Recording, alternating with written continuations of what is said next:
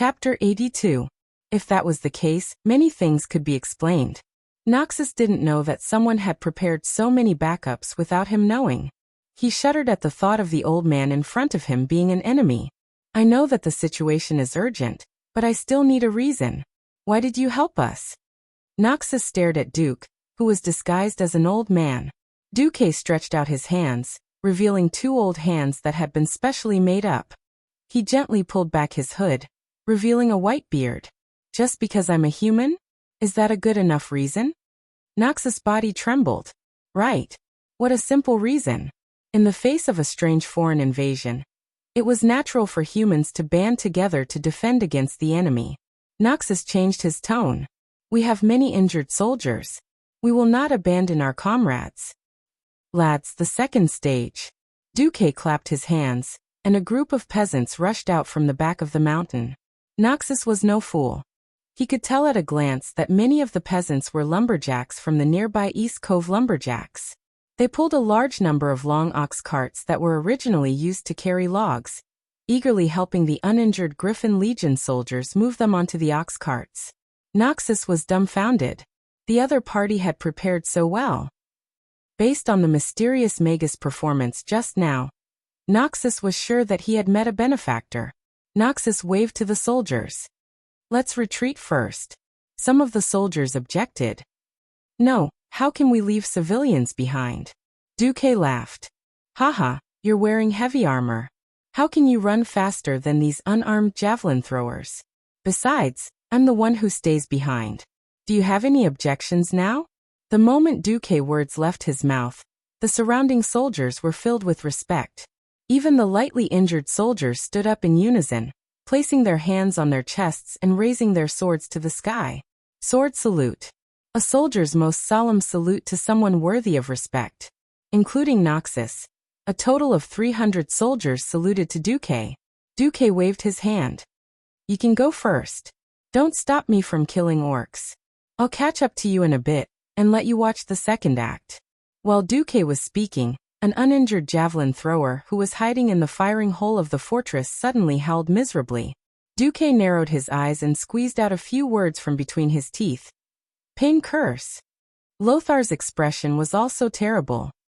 Your Excellency, with a wave of his hand, the curse was dispelled by Duque. Go away, this is a battle between mages. The War of the Mages, what a mysterious term. However, this word clearly told Lothar that this wasn't something a warrior like him could meddle in. Nodding heavily, Lothar led his men and Duque's javelin throwers down the mountain. The entire mountaintop fortress became empty once again. In front of the tightly shut gate of the fortress, Duque stood alone against the wind. Standing on a high place, the feeling of the cool spring breeze gently brushing against his face was actually quite nice. Unfortunately, the thick smell of blood was not enough to make one feel comfortable. Duque couldn't help but narrow his eyes as he stared down at the winding mountain below. Almost every step of the mountain was filled with corpses. Some were orcs, but most were humans. Thousands of ferocious orcs stared at Duque. They let out low growls, their pointed fangs reflecting a strange light under the sunlight. If it wasn't for the fact that orcs didn't have the habit of eating humans, Duque might have been worried that he would be torn apart and eaten if he accidentally died. Now, Duque had to buy time for the Griffin Legion to retreat. The orcs wanted to swarm up, but Duque had more than 100 hands of magic floating in the air, which made the orcs who had just been taught a lesson a little afraid to approach. Useless. Is a mere spellcaster enough to scare you? A hunchbacked orc wearing a black robe appeared. Everywhere he went, the orcs immediately parted like the tide. This was a fellow of high status. To receive such treatment among the orcs, if he wasn't the chief of a large clan, then there was only one other possibility, the infamous warlock of the Shadow Council. This was the first time that Duque had seen these warlocks appear on the Azeroth continent from such a close distance. This reminded him of the tragic experience of being abused by warlocks as a mage in the game. The warlock brought the hellhounds to teach mages how to be human. But you didn't even bring a pet? Are you looking down on me? No, maybe you brought a succubus? Even though he had been a transmigrator for a long time, when Duque suddenly encountered a warlock, he couldn't help but think like a player. It was a pity that this person didn't look like Ghoul Dan. If that was the case, there was still a fight. The World Guardian Mediv and the Beastman Warlock Ghoul Dan were both demigod-level existences in most games. Duque didn't have the confidence to face one of them when he was so weak. Warlocks were experts who used demonic power to play with souls. Duque really didn't dare to be sure that if he died at the hands of a warlock, he wouldn't become a ghoul when he revived. The warlock shouted in a gibberish. Duque couldn't understand the orc language, and the system elf didn't know how to translate it. Just seeing the system elf's random translation of, "The Imperial Army wants you to surrender and not kill," made Duque want to strangle the system elf to death. It was useless to say anything, and Duque wasn't interested in a human running over to the orcs. So there was only one thing he could do. Duque raised his middle finger. Yes, this was the starting gesture for Duque to release Blizzard. If this was a game, a mage would be an idiot to release Blizzard on a warlock. But reality was obviously different. Within the range of Blizzard, the icicles fell rapidly, very well interfering with the warlock's vision. The warlock retaliated with a shadow arrow, but with the system elf's ballistic judgment assistance, Duque only moved sideways a step to the right, allowing the shadow arrow to hit the huge fortress gate. Without hesitation, 108 hands of magic suddenly grabbed weapons from all over the fortress. Sorry, I'm not some ordinary mage. If you don't have any other tricks up your sleeve, then die. 108 javelins were thrown brazenly from the sky to the ground, almost blocking all the orc warlocks' escape routes. Almost at the same time, Duque was hit. Countless frightening illusions suddenly appeared in his mind. They were fragments of fear hidden in his heart, fragments that he had completely forgotten. Duque suddenly saw in the dead of night, a huge venomous snake flew up, opened its mouth full of fangs, and bit his face. That fear, that pain was so real that Duque almost instantly let out a scream. Chapter 83. Fear poured into his thoughts like a tide. Or it could be said that a malicious robber had kicked open the door to Duque's heart and barged in wantonly. Duque's breathing quickened, and his pupils dilated. However, he turned a deaf ear to the urgent warning of the system elf. Many desperate and heart-palpitating scenes emerged in Duque's mind, such as those terrible pale skeleton soldiers in horror movies waving rusty machetes and slashing at him. Another example was walking by a small river, and suddenly being pulled into the river by a huge black octopus tentacle. He struggled desperately in the cold water, but to no avail. Duque struggled to get rid of these terrible illusions, but this illusion of fear that came from the depths of his memory had completely dominated Duque's 5 senses. Whether it was vision, hearing, smell, taste, or touch, they were all real feelings. This feeling of terror easily disrupted Duque's thoughts. He felt his energy drying up, and there was a piercing pain in his brain. He didn't know when, but from his forehead to his neck and then to his back, his whole body was drenched, as if he had been fished out of the water. Seeing Duque's clumsy dance, the orcs who had just been defeated burst into laughter. The orcs, who advocated force, worshipped heroic warriors the most. They instinctively hated spellcasters, but they had enough respect for the shaman priests in the tribe, and even these new warlocks. They had thought that this would be another gorgeous killing feast for the warlocks. They had thought that the mage controlled by fear would laughably run under the orc's axe and take a blow with his thin body. However, the situation suddenly changed. Those hands of magic that should have disappeared were still attacking fiercely, throwing a large number of javelins. Unfortunately, the seemingly invincible javelin tactic failed. This orc warlock actually took out an axe and blocked all the threatening javelins with clanging sounds. If Duque was still sober, he would have realized that before becoming a warlock of the Shadow Council, almost all orc warlocks used to be shamans. Shamans who could fight and cast spells. Compared to the simple orc warriors, the shaman was more versatile in the tribe. Duque's strange reaction also made Barca the warlock feel puzzled. He really couldn't understand how Duque, who had already fallen into chaos under his fear spell, could control those hands of magic. Obviously, these hands of magic were still operating independently. Countless purple-blue rays of light suddenly shot out from the hand of magic, and the violent arcane missiles hit the orc warlock who was in the middle of casting a spell. But what even the system elf didn't predict was that the spell shot by the hand of magic actually bounced off the Beastman Warlock's black robe and disappeared. Magic was a part of mysticism, but it was also a part of energetics. Just like how high-level mystery could suppress low-level mystery, low-level arcane missiles with lower energy density were rejected by the evil dark energy around the warlock. Host, wake up. I can't take it anymore. The system elf croaked in Duque's spiritual world. Weak human, I don't know how you managed to fight back under the fear spell, but it's all over. The orc warlock roared in the orc language and cast a sacrifice spell at the orc warlock. Along with the raging flames of destruction, the evil demonic power spread in all directions. That power not only infected the beastmen who had already absorbed the demonic blood, but it also made them even more berserk and bloodthirsty. At the same time, it also affected Duque. Suddenly, Duque felt that he was being looked down upon. He was being looked down upon by someone who he only saw as an EXP monster. His mental state was so strange that he didn't even notice the system notification. Stimulated by unknown demonic energy, you have triggered the negative soul status. Pride of the 7 sins. Your words and actions will be out of control. You and the enemies affected by your pride will not use any defensive means. Among all the means of attack, you will automatically choose the most powerful one. If either side kills the other, it will cause a double blow to the enemy's morale. You are immune to the reduction of morale. You will automatically be affected by the effect of reckless curse. You will not run away and are immune to fear. Duque's body suddenly trembled. The orc warlock was shocked to find that the flames of destruction that were burning Duque's body were all gathered in Duque's hands. Duque suddenly lifted his hood. What appeared in the orc's eyes was a white-haired, white-bearded old man with an arrogant expression. The corners of his mouth were raised high.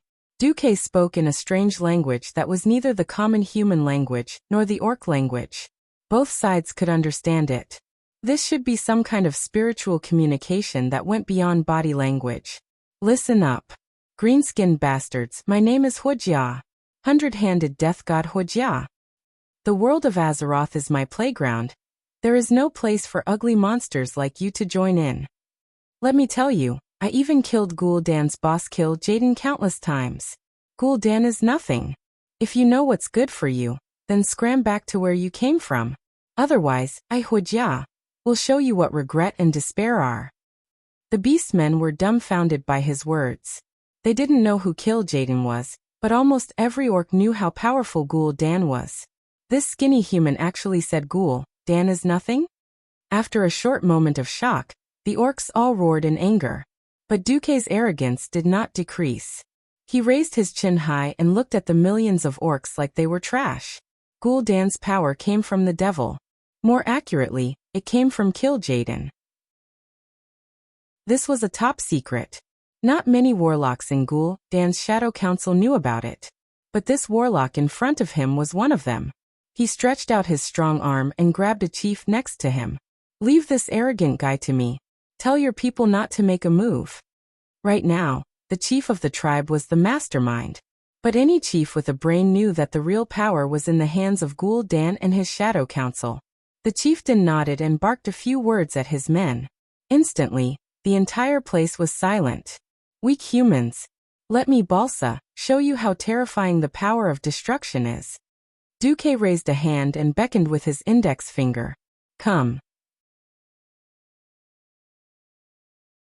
Chapter 84. Provocation. Absolute provocation.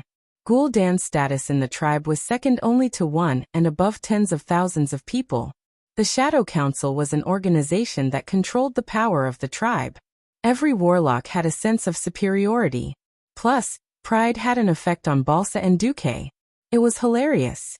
Both parties, who had countless tricks up their sleeves, were actually using magic against each other. Using magic against each other was not uncommon in the battles of the Pharaoh. Completely abandoning defense for an attack was something that had never been seen before. It should have been a hilarious scene, but because both parties poured all of their magic into this attack, it suddenly became extremely thrilling. The tip of Balsa's magic staff was also a skull. If one looked closely, they would realize that it was made from the skull of a high-ranking Drenii priest. The evil Balsa forced this Drenii priest, who once believed in the holy light, to witness the murder of thousands of Drenii children. He was tortured inhumanely, and then soaked in a pool of blood to drown him. Finally, his resentful soul was imprisoned in his skull. The wavy evil resentment that this skull staff emitted could be seen with the naked eye. The dark light on the magic staff became brighter and brighter. 3 faint black halos with mysterious runes appeared on the body of the staff. From the top to the bottom, the front, the middle, and the back of the staff formed a cone shape. The largest halo instantly expanded to a radius of about a meter. The 2 halos at the front and the back were rotating clockwise, while the one in the middle was rotating counterclockwise. It was like a strange drill. Gulp! Accompanied by an unknown incantation, an ink-black pillar of light suddenly appeared. It pierced through the curtain of air in front of him, swept away the golden light of the sun, and pierced straight towards Duque, who was in front of the gate of the fortress. The light was so dark that it seemed like it could destroy the entire day and forcefully pull the world into the realm of night. This light also shocked every pair of eyes on the battlefield, and countless orcs subconsciously lowered their gazes. They did not dare to look at it. However, in the next moment, the orcs raised their heads again. They felt a gust of blazing wind blowing towards them, and a scorching hot breath brushed past their cheeks. They could not believe their eyes. At this moment, time seemed to freeze. Sun, there were actually 2 suns in the world? No, it wasn't a sun in front of him. It was a huge fireball that looked like a sun. With a radius of more than 50 meters, it was enough to burn an entire mountain, let alone a single beast man. In the depths of the orc warlock's red eyes, his pupils shrank to a point. He slightly opened his jaws full of fangs and breathed heavily. The orcs next to him thought he was nervous. Only he, who had personally experienced the battle between the orcs and the Drenii, knew that he had been fooled. This mysterious powerful wizard in front of him was just a fake. What high-ranking pharaoh? What human powerhouse? Bullshit. Who was it trying to fool with such a motley and low concentration of magic power? It would be difficult for a true mage to produce so many impurities in their own magic power. Regardless of whether he was an old man or not, his magic level was definitely not high. Barca was enraged. He was truly enraged. He stabbed with his magic staff and shot out all the magic power he had infused into the staff. Go to hell. You. Originally, Barca wanted to shout out the word liar, but he was stunned again. He didn't even realize that the magic staff that he was holding tightly had loosened its grip on his rough and powerful knuckles. The speed at which his opponent gathered magic power was too fast. It was not something that a low-ranking wizard could do. Both of them had infused all their magic power, but Barca's casting time was a full 3 seconds. How could his opponent cast it instantaneously? Barca also knew that high-ranking warlocks could greatly reduce the casting time by training their own casting techniques. However, wasn't his opponent's technique too terrifying? The huge fireball came crashing down. The airflow and dust stirred up by the fireball caused all the orcs' whips and hair to fly in the opposite direction. The orcs seemed to be scared out of their wits. This group of rough men who only knew how to fight hand-to-hand were instinctively afraid of this seemingly powerful super fireball. Only Balsa's eyes were filled with disdain. He wanted to say, "Watch my shadow arrow blow up that guy's fireball and turn him into ashes in the shadow." However, the situation changed once again. The huge fireball arrived before the shadow arrow could travel more than 10 meters. There wasn't the earth-shattering collision that Barca had expected. Instead, the huge fireball split into 108. It changed from a brute force flame blast to a skillful, rapid fireball. This was no different from letting Barca punch the air. These fireballs seemed to have been dispersed by the shadow arrow, but in reality, they drew bright and blazing arcs in the air. Before the shadow arrow could reach its target, the fireballs had already landed on Barca's body. Bang, bang, bang, bang. The continuous explosions turned into a long explosive sound. Indeed, the fireball that was infused with such a low concentration of magic power couldn't hurt Barca directly. However, the fireball didn't only deal elemental damage. The impact from the explosion was unavoidable. As an old warlock who wasn't particularly powerful, Barca could totally summon a void devil and sacrifice it. Then he would disintegrate it and turn it into a shield to protect himself. If that was the case, even if Duque used another 10,086 fireballs, it wouldn't be of any use, let alone 108 fireballs. However, Barca was more arrogant than Duque, so he wasn't willing to use such a method to obtain victory. It's just a low-level spell, so I'll just have to take it head-on. That was what Barca thought. Of course, he didn't know that it was Duque's soul energy, one of the 7 major sins, pride, that was affecting him at the same time. In the end, under the gaze of thousands of orcs, Barca was beaten up badly. Laugh. Laugh. Wait for my shadow arrow to hit him. Both Barca and Duque didn't expect that there would be a third party involved in this seemingly one-on-one duel. The name of the third party was the System Elf. What should I do? What should I do? After the simulation, there are 3.98 seconds left before the host's Flame Blast will lose its effect and he will be killed by the opponent's Dark Attribute arrow attack. According to my calculations, if the host is killed by a warlock who uses demonic energy, there's a high chance that the host will completely lose his humanity and become a ghoul after resurrection. If the host completely loses his rationality, the System Elf will also be finished. Originally, it's my principle not to interfere with the host's decisions. However, the host has lost his rationality. Yes, I can activate the emergency plan to protect the host. No one noticed that a mage's hand had appeared between the orc warlock's loose mage robe and cloak. This hand didn't use any kind of spell to attack. According to the calculations of the System Elf, with Duque's current level, any spell attack would be ineffective against the orc warlock. Therefore, the System Elf very treacherously picked up the broken sword of a human warrior on the ground, and quickly stabbed it from behind.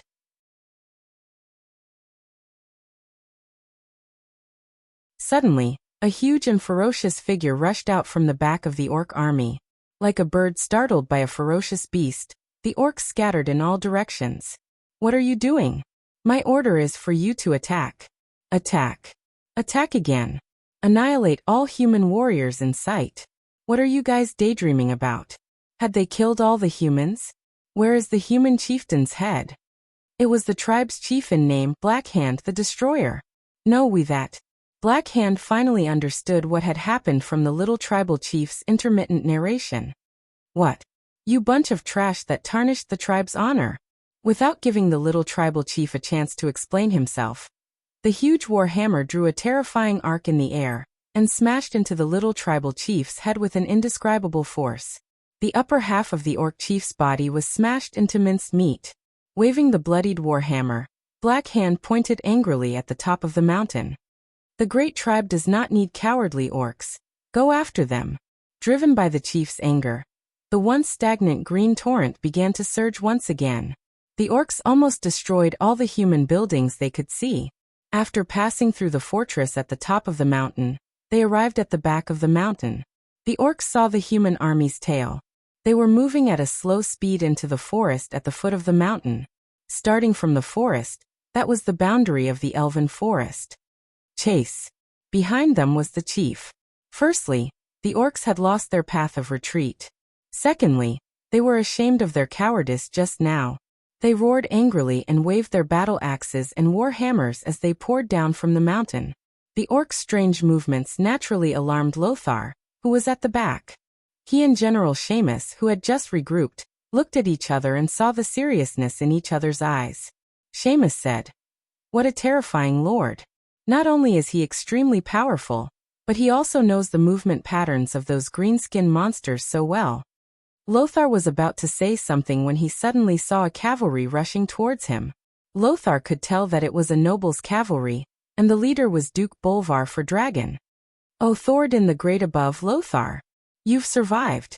Bolvar did not hide his ecstasy. He reined in the horse that was panting heavily and jumped down to give Lothar a big hug. The sound of two real men's armor clashing was so pleasant to the ear. "I thought I was going to die too." Lothar was also very moved to see Bolvar risking his life to help.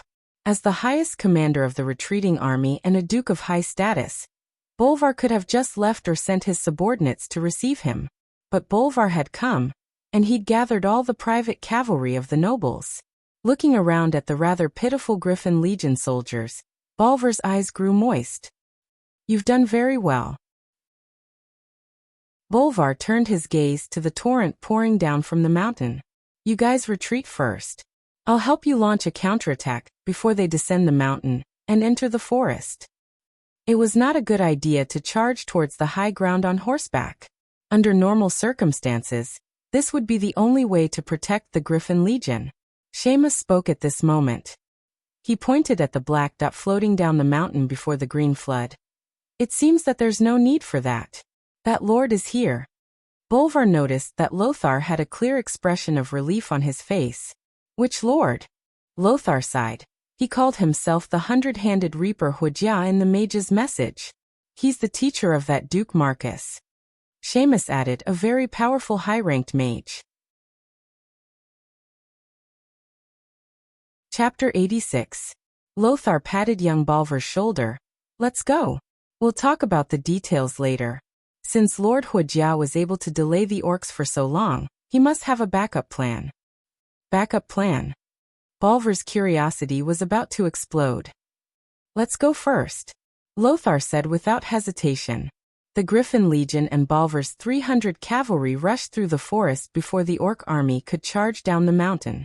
They followed the pontoon and wooden bridges that had been set up beforehand, and crossed a river with a rather low water level. Feeling the moist spring air, and looking at the low water level, Lothar fell into deep thought. The orcs were here. When Lothar and the last soldier of the Griffin Legion crossed the pontoon bridge and stepped onto the opposite shore, the already deafening roars of the orcs suddenly rose to a new level. The ear-piercing screams of the orcs pierced the eardrums of Lothar, Bolvar, and the others. A green wave even more terrifying than the one at the Redridge Mountains squeezed out from the small forest they had just passed. From every gap in the trees, there were roaring orcs charging out with weapons. There were simply too many of them. Lothar had no choice but to turn his head to look at the rapidly expanding front line of the orcs. It was still that majestic aura that could swallow mountains and rivers. Young Bolvar didn't feel much, but Lothar and Seamus narrowed their eyes and looked seriously at the messy flags that looked like scribbles. Their expressions changed once more. Damn it, the greenskins have increased their numbers. Even though Lothar couldn't really tell, he instinctively felt that there were at least 30% more flags that he hadn't seen before. Exchanging glances with Seamus, they knew what they had to do. Whether it was according to the agreement or military common sense, they couldn't retreat any longer. The Griffin Legion once again carried out their mission to cut off the retreat. 1,500 soldiers formed 3 rows of 500 people along the shore just after they left the river. The soldiers who weren't too heavily injured struggled to climb down from the vehicle. They practically used their bodies to support themselves as they stood behind their comrades, forming the frail 4th row. At this moment, Lothar suddenly realized that Duque had already floated through the forest and was gently floating in front of him. Lothar knew that this was the mage's slow fall spell, but to be able to use it so accurately, this mysterious mage's strength was unfathomable. "Hello, Your Excellency Wuxia." Lothar took the initiative to greet him. "Hello, Sir Lothar. It seems that we have established a preliminary level of trust." Among the backup plans that Duque had agreed on, Lothar was also to form a formation on the riverbank slightly away from the river. Duque asked in an old voice, "You don't seem to be worried that I'll harm you now." "It's nothing. At most, I'll just lose my life again for the same reason." Noxus revealed a hearty smile. "Also, I don't believe that you would harm me, because we are both humans." "Yes, because we are all humans." Strangely, these two people, who were at least 20 years apart in age, easily found common ground. "How was the battle with the spellcaster just now?" Lothar was all smiles when he saw Duque appear. The result was certain. The only question was how much he would win. Duque did not say anything. He threw out the orc warlock's skull staff that emitted evil energy. The vengeful spirit on the staff seemed to have absorbed the blood of the ferocious beasts, and became less violent, but it was still menacing. "Take it back to the high-ranking priest in Stormwind City. I think there will be people on your side who will be interested." Hiss. Lothar, Seamus, and Fordragon all secretly gasped at the same time. Battles between mages were indeed extremely mysterious. But everyone knew that it was one thing to defeat the opponent. Killing the other party was another matter. Killing the opponent was more than twice as difficult as defeating the opponent. Now this mysterious Wuxia actually performed the mage's version of killing the general and capturing the flag under the watchful eyes of tens of thousands of orcs? What kind of power was this?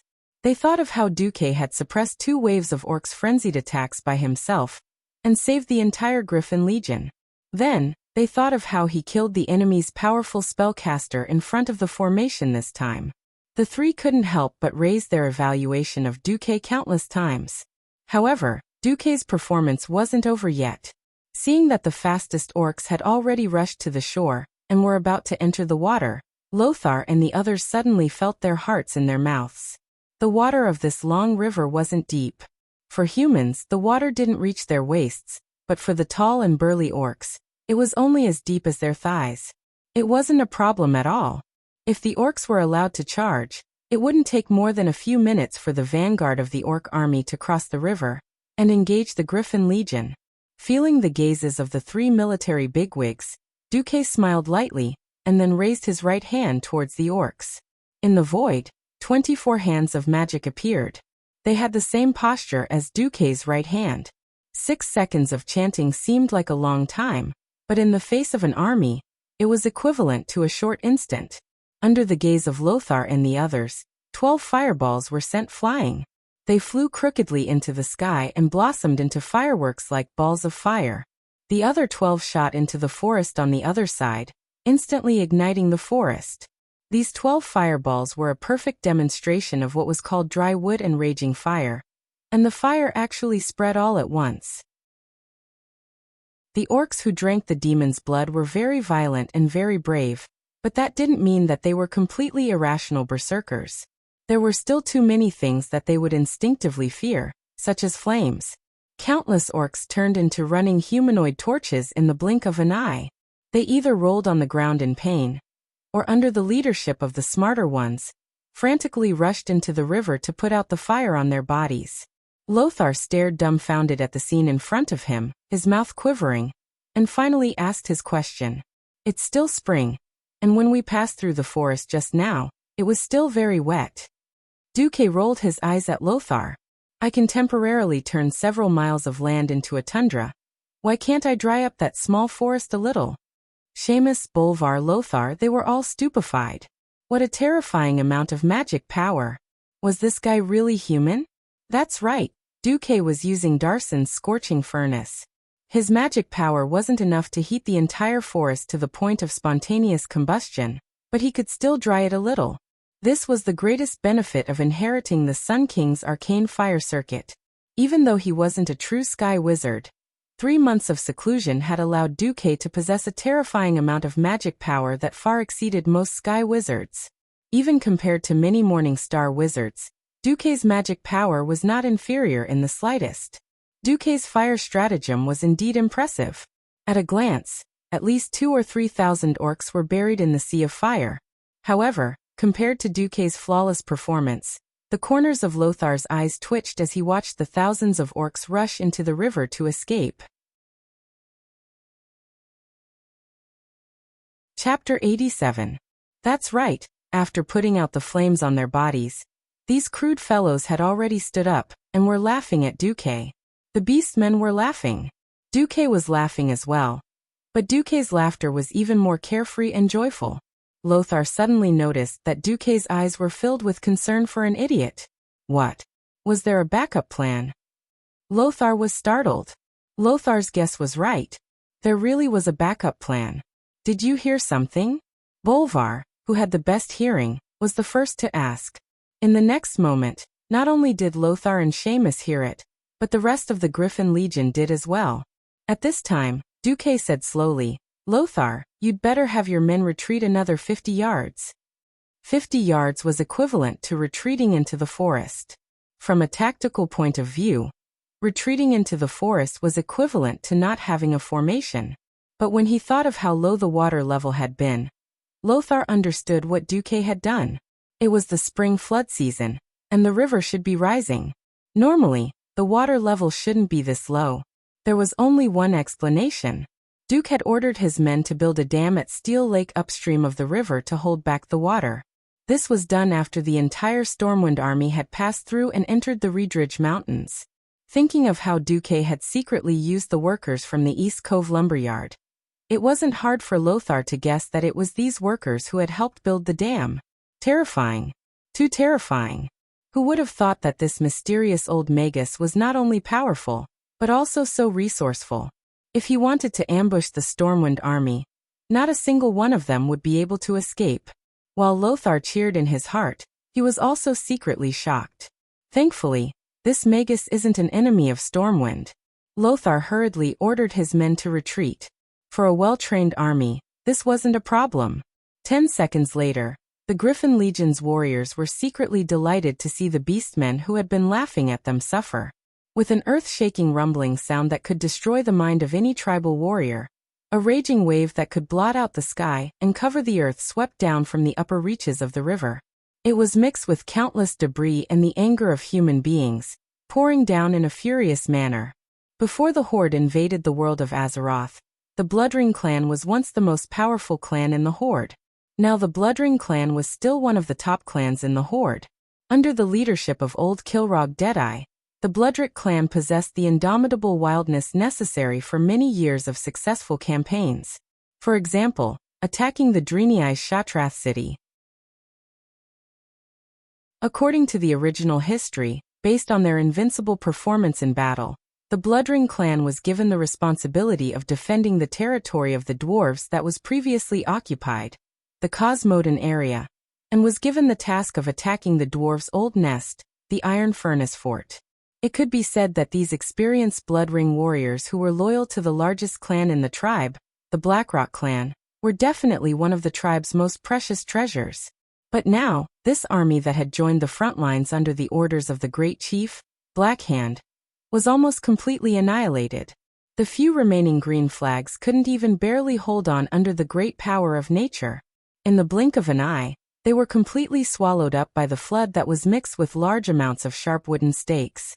Of course, this wasn't where all the elites of the Bloodring clan were, but Kilrog would probably feel the pinch from losing such an elite vanguard army here. The army that had been swept up in the flood was famous within the Horde. From upstream to downstream, Duke roughly counted 4 or 5 of them. Other than the Bloodring clan, Duke managed to recognize the larger clans such as the Blackrock, Shatterpalm, and Dragonmaw. It had to be known that during the first incident at the Dark Portal, the entire tribe had turned out in full force. Most of these were elite veterans who had just experienced the war with the Dreenei. If any one of these large clans were to enter the Stormwind, which had not seen a great war for hundreds of years, it would be enough to destroy this small human kingdom. It had to be known that in the original history, it wasn't just the Stormwind that defeated the Horde.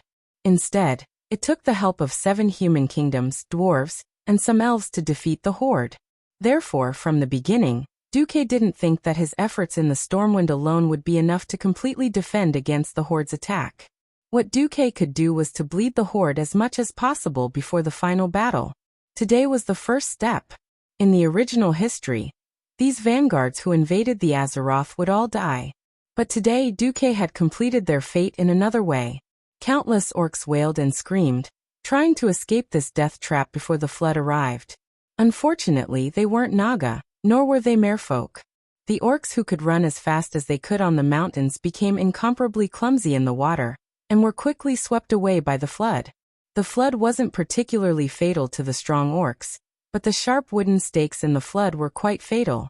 The orcs had all squeezed into the water to avoid the fire, and the result was that a single stake could often skewer several orcs. In a few blinks of an eye, the orc army that had been incomparably strong just a moment ago was scattered. That wasn't all.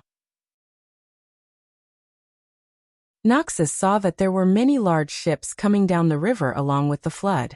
The human sailors on the ships were beating drums and throwing javelins at the orcs who had luckily escaped the disaster. Seeing the scene before him, Noxus had already lost the ability to speak. At this time, Duke slowly turned around. Go, the Griffin Legion needs the enemy's head as a sacrifice to their comrades. Seeing the previously aggressive orcs turn into drowning dogs, Noxus actually felt a little disappointed. This wasn't the opponent he wanted.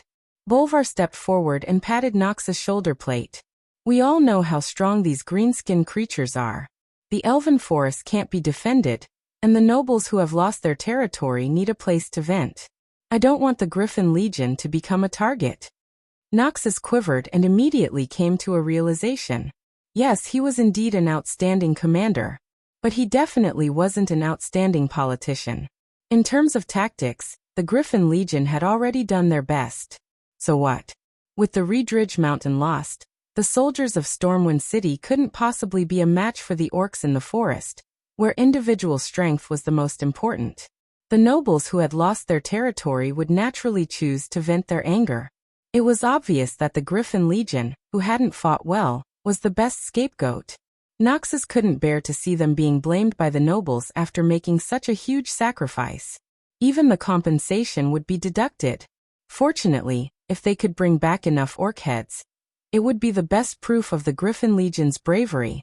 Noxus suddenly waved his sword. Griffin Legion, advance!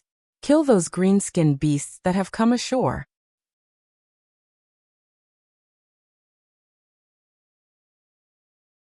Chapter 88.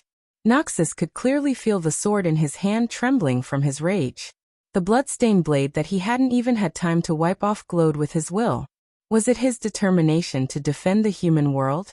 Was it his unwillingness to accept the shackles of the nobles? Was it his resistance against his impending fate? Noxus himself wasn't sure, but he knew that the unyielding soul burning within his body was telling him that he and his subordinates needed to drink the blood of the orcs. Duque smiled as he watched Noxus lead the Griffin Legion to charge at the orc survivors who were frantically climbing up the river bank. No one could swim with hammers and axes that weighed dozens of kilograms. Although the orcs were strong, they had been ambushed and had lost their weapons. How could they gain the upper hand against the fully armed Griffin Legion? They continued to roar, launching fierce attacks at the human warriors even though they were barehanded.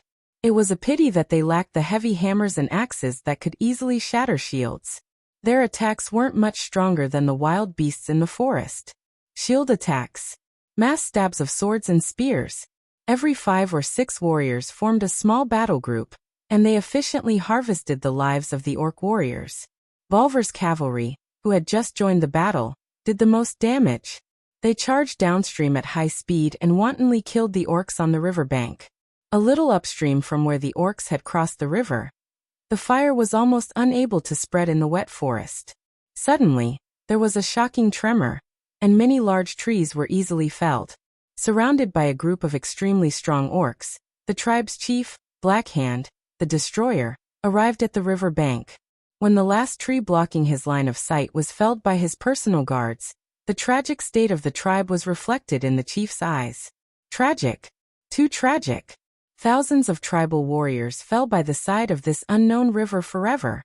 Many of them had been pierced to death by the large number of sharp wooden stakes that had rushed down from the river. A small number had drowned, but most had been shot to death by javelins or surrounded by the human soldiers on the other side of the river.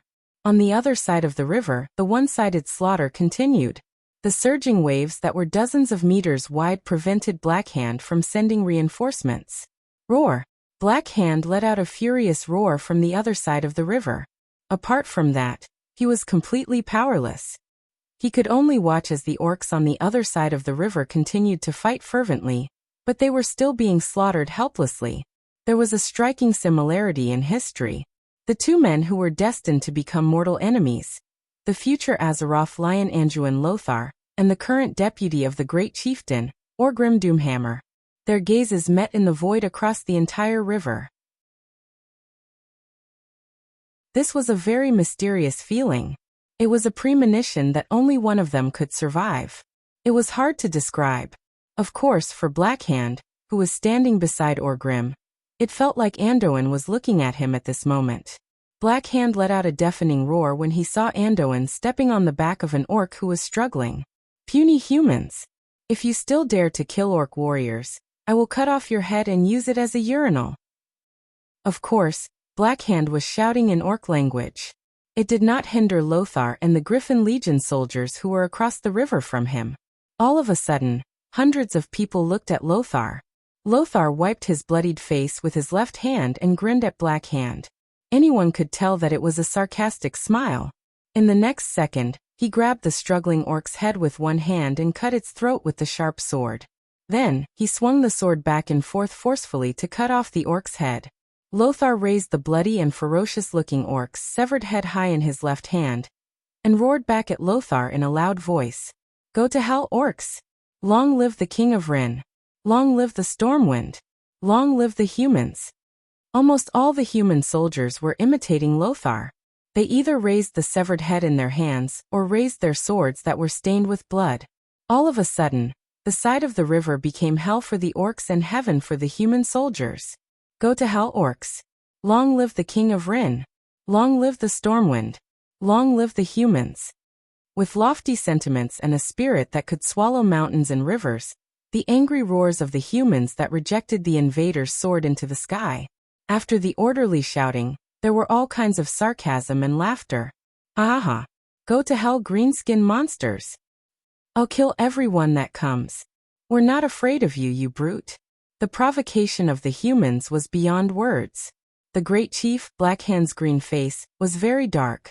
The huge warhammer smashed into a tree next to him. The huge force smashed the entire trunk into pieces, and the broken pieces even injured the orcs next to it. However, he really could not do anything. On the shore, Duque did not attack again. His magic power was almost exhausted.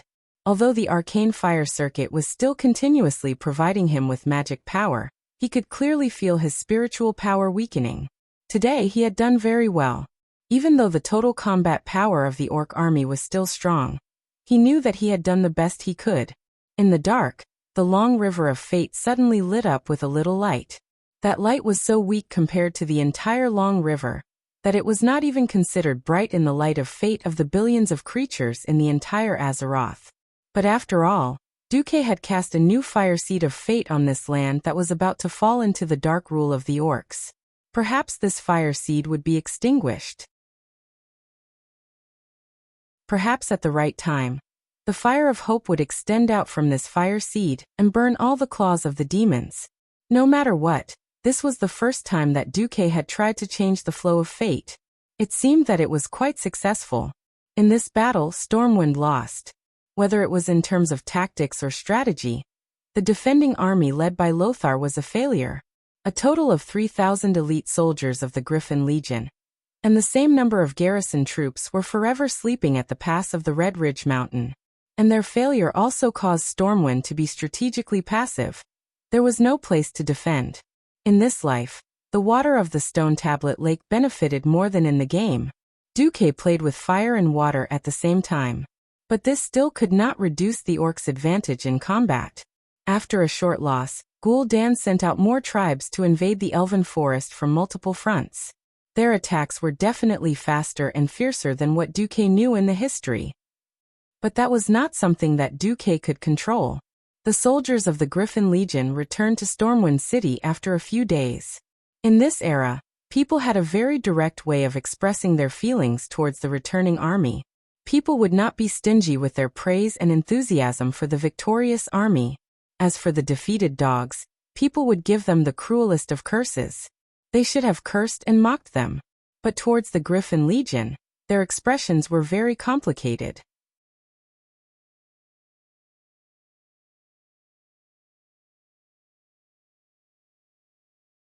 They didn't care how hard Noxus fought, nor did they care that more than 60% of the Griffin Legion had died. They only knew that it was precisely because of Lothar's defeat that they had turned from nobles with real power to nobles with no home to return to. And this group of border nobles who had lost their territories were also the fiercest in front of King Lang. Seeing that Lothar and the others had entered, the nobles were ready to make trouble. King Lang Rin expressed his support for Lothar in the most direct way. He left the throne excitedly, strode down the stairs, and rushed to the door of the conference room. He gave Lothar a big hug. "Damn orcs! I almost lost you forever." Thousands of words were all contained in this one sentence. There was no "well done," or "I don't blame you for trying your best." Lang only cared about the safety of his childhood friend. Anduin patted Lang's back hard. His eyes were also slightly watery, but he controlled his emotions. Your Majesty, Anduin Lothar is back. He was reminding Lang that they were in a public place. Lang immediately came to his senses. He let go of Lothar and said loudly, "Welcome back, my commander. Welcome back, Duke for Dragon General Seamus."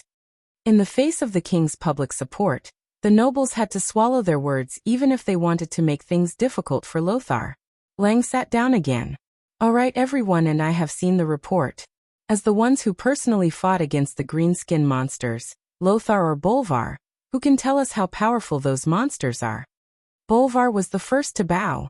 "No amount of words can describe the violence of these monsters.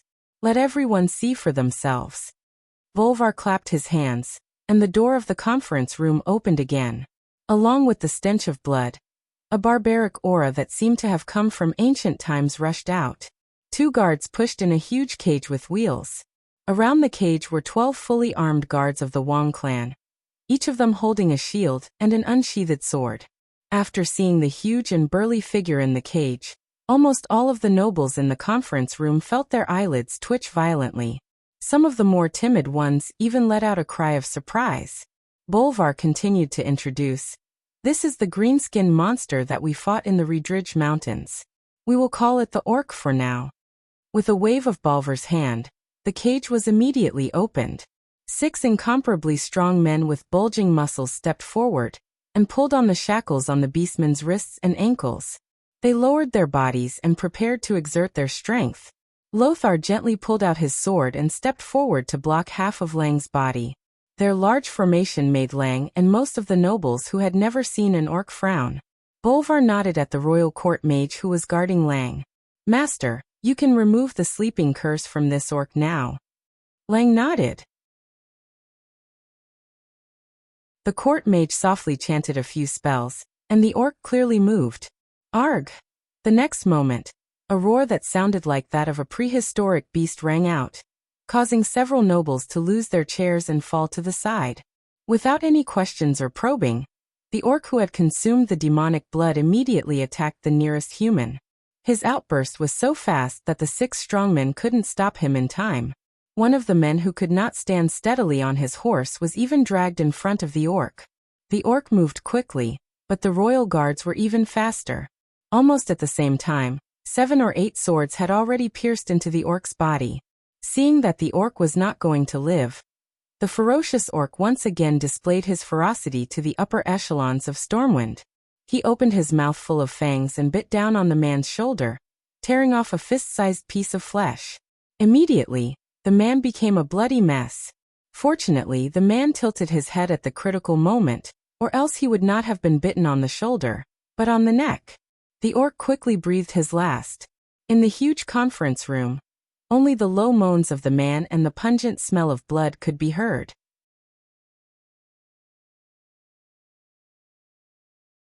Chapter 90. If it had been any other day, there might have been people blaming Bolvar for creating such a bloody scene. Now no one said a word, for the kingdom was in a state of war.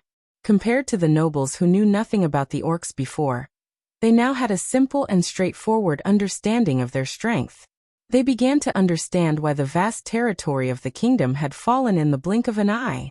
They began to understand why the elite army that had been trained could not withstand a single blow. It was obvious that it was because of the difference in race. There was an innate difference in combat power between humans and orcs. While the servants cleaned up the scene, the nobles split into small groups and whispered to each other. King Lang was also asking his ministers for their opinions. "You're saying that it usually takes 3 elite warriors to kill a single orc?" Lang did not hide his surprise. "I thought the report was exaggerated." A duke interrupted. "If that's the case, how do we fight?" "There's no way to fight. In terms of pure hand-to-hand combat, even 20 soldiers with weapons would not be a match for a single orc," Noxus added with lingering fear. "If it wasn't for the spells and strategies of the mysterious archmage, hundred-handed death god, this would have been the greatest defeat since the founding of Stormwind." Hundred-handed death god. The report you sent mentioned that he seemed to be the teacher of that Duke Marcus. How strong is he? Lang was a little happy, but also a little doubtful. "I can't tell. But he was able to repel the siege of thousands of orcs, and even killed the enemy's evil spellcaster, and took his staff. I think he should be very strong, but only the Archmage has the right to speak. Noxus asked his servant to pass the orc warlock's staff wrapped in talismans to the court mage beside Lang. The old mage looked at it carefully and muttered to himself, "Even I don't have the confidence to kill the owner of this staff in a one-on-one fight. Not to mention facing the entire orc army by himself. I dare not say anything else, but at least the previous owner of this staff had strength equivalent to that of a peak sky mage. But with such strange evil power, this orc should not be inferior to a Morning Star mage in actual combat." Lang, Bolvar, Anduin, and the rest all felt their hearts skip a beat. To be able to kill a Morning Star wizard so easily, wouldn't he be at least a Radiant Moon wizard?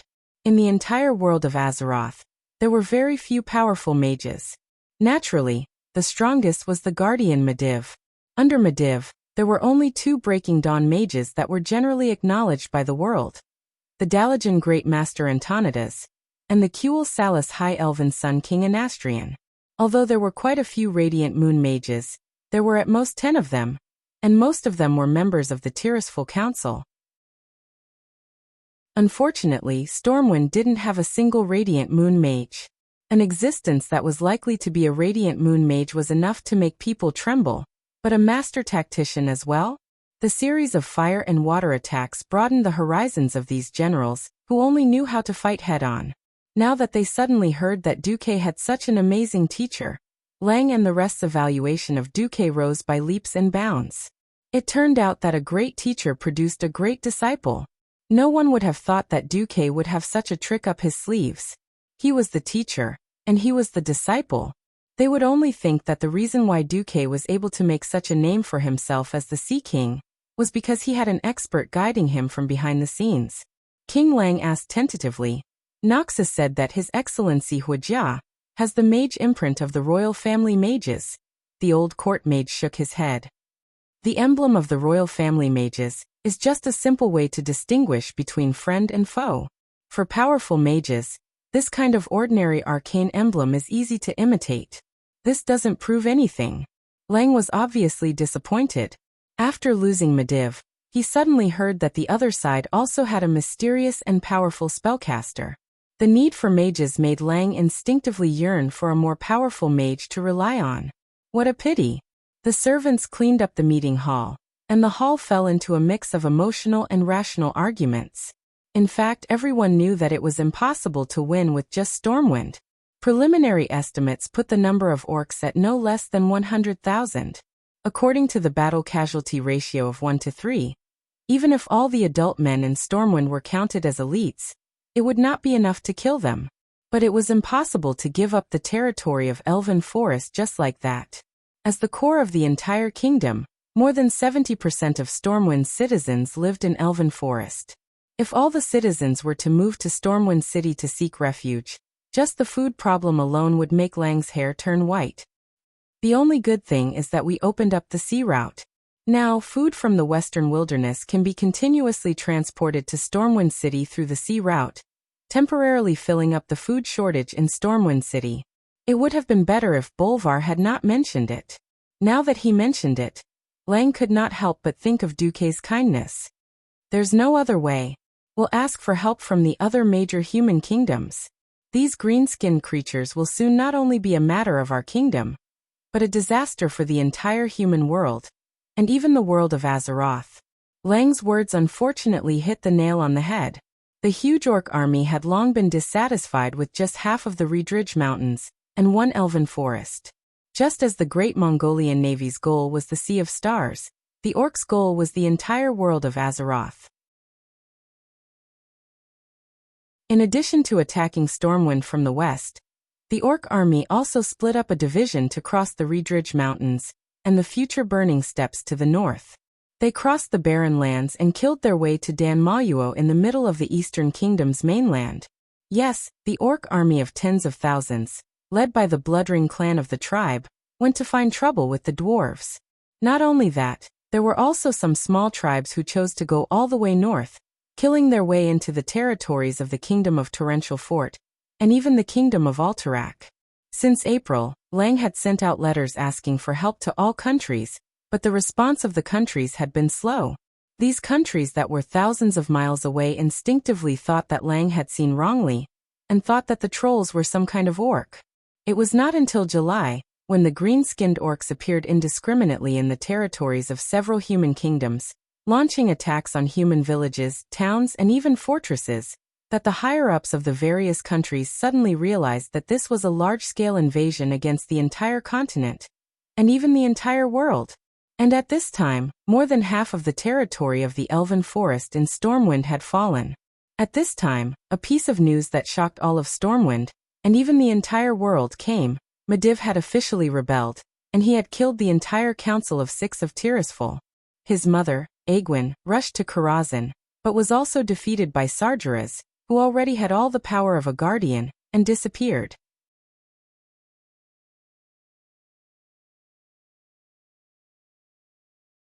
Chapter 91. Night. Late at night. On a balcony in the Storm Fortress, King Lang looked up at the starry sky.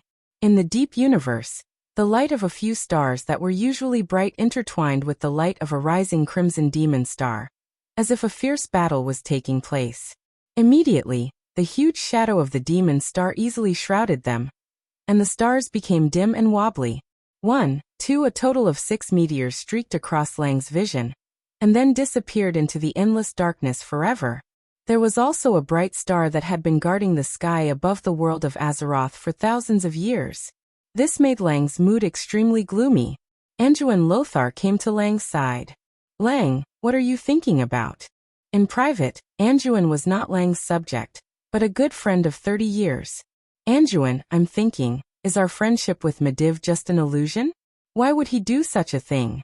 If he really wants this kingdom, I can consider giving it to him." Why? Lothar was always mindful of his duties. Before becoming Medivh's good friend, he was the most loyal subject of King Lang. Hence, when Medivh showed signs of abnormality, he was the first to be on guard. But now that Medivh had openly rebelled, Anduin felt relieved. This allowed him to comfort Lang as a friend. Either we are blind, or Medivh has spent decades deceiving the whole world, or... At this point, Anduin deliberately stopped. "Or what?" Lang asked anxiously. "Or there's a soul in our old friend's body." Anduin spread his hands and explained. "I'm very sensitive to a person's feelings. You know, there's no lack of spirits in this world. Over at the Twilight Forest, I get reports of seeing ghosts every day. So maybe." Lang heaved a sigh of relief and patted Anduin's shoulder. "Old friend, regardless of whether you're comforting me or speculating, at least I feel much better." Yes. The recent events made Lang feel like the world was about to collapse. The orcs attacked like fire, and half of Stormwind territory had already fallen. Now Stormwind could only control half of the Elven Forest, half of the Twilight Forest, and the Western Wilderness. The Redridge Mountain was practically out of contact. Now that the Guardian of the World, Medivh, had betrayed them, as the strongest mage in the world, no one knew who else could deal with Medivh. "The stars are dimming. Is the world about to end?" Lang muttered to himself.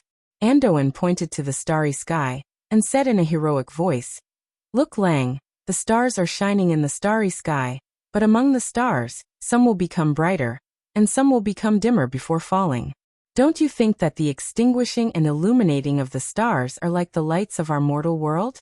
The night will come, and the night will pass. Look, isn't there a new star rising over there?" Lang also noticed that in the sky in the west, there was a dazzling new star that he had never seen before, emitting a bright light. Ah, indeed. Lang suddenly felt much better. "Lang, that's right. We may have lost an old friend, but don't we still have a star of hope like Duque? We have to look forward." "Yes, you're right." Lang paused and said to Anduin, "Call Marcus to Storm Fortress tomorrow. I think we should listen to his and his teacher's opinions." Lothar pondered for a moment before nodding. Not only Duque, but Duque's teacher, was also extremely mysterious. After saving the remnants of the Griffin Legion, and achieving a great victory at the river bank, Lothar returned to find that the 100-handed Reaper had disappeared. He only left a mysterious message for the injured soldiers saying, "Look for Duque when you need me. I'll come when I'm free." He then ran away. The next day, Lang summoned Duque. It was a very private small reception room, and there were only 3 people in the entire room: Lang, Andoin, and Duque. There was no splendor, no excessive decorations, and not even a throne. There were only a few extremely simple pieces of furniture, and a cup of fragrant black tea. Lang sat on a chair that was exactly the same as the one Duque was sitting on. After not seeing him for a few months, Duque had grown a lot taller. However, Duque did not grow a beard like the others in Storm City. He still chose to shave his beard regularly. "Hello, Your Majesty. May I ask if you summoned me this time to look for me or my master?" Duque went straight to the point. "What's the difference?" Ryan tilted his head, curious. "Yes, if you're looking for my master, then I can go back because I can't find him. He said that he has something important to do that concerns the survival of the entire Azeroth." "I don't know what it is," said Duque, cutting off Lin Li's words in advance. It was fine to pretend to be an old man occasionally, but it wouldn't be good if he was exposed and treated as a fool. Lang smiled. "Are you trying to tell me that the Sea King is Duke Marcus, and not Wuxia?" "Your Majesty, you can understand it that way," replied Duque calmly as he took a sip of the fragrant black tea. After transmigrating for so long, the black tea was the only thing that Duque was most comfortable with. "So, to what extent can I trust you? Andoin always told me that you might know a lot, but you won't reveal it to anyone." Lang was not pressing. He gently stretched his body. He was completely looking at Duque's performance to decide how much he would trust Duque. Andoin interrupted. "Since the day Medivh presented the Black Hourglass, I felt that you knew a lot. I'm sorry, but this is an unfounded intuition. But I hope you understand that many people in power can only rely on intuition when they can't find any concrete evidence." Duque knew that Lang and Andoin were forcing him to lay his cards on the table. This was like a watershed. Of course, he could continue to maintain his mysticism, but now that he was betrayed by Medivh, it would be even harder for them to trust outsiders. If that was the case, history was likely to repeat the same mistakes again. Duque decided to be honest, partly because no one would believe what I said at the time. If I told the truth, the only outcome would be being treated as a madman. No matter how wise Your Majesty is, you would only treat me coldly. Duque was so resolute that it made Lang blush. "What did you see?" "In fact, what I saw was long before the Black Hourglass. When I first saw Medivh, I felt a strong demonic aura from Medivh. Sorry, this is a talent. I'm very sensitive to demons."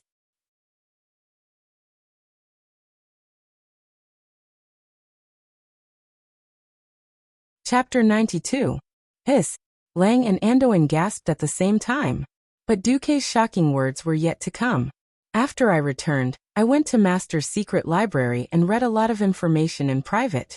When Medivh presented the Black Hourglass, I was 60% sure that the one possessing Medivh was the fallen Titan, the boss of the Burning Legion, Sargeras." "What?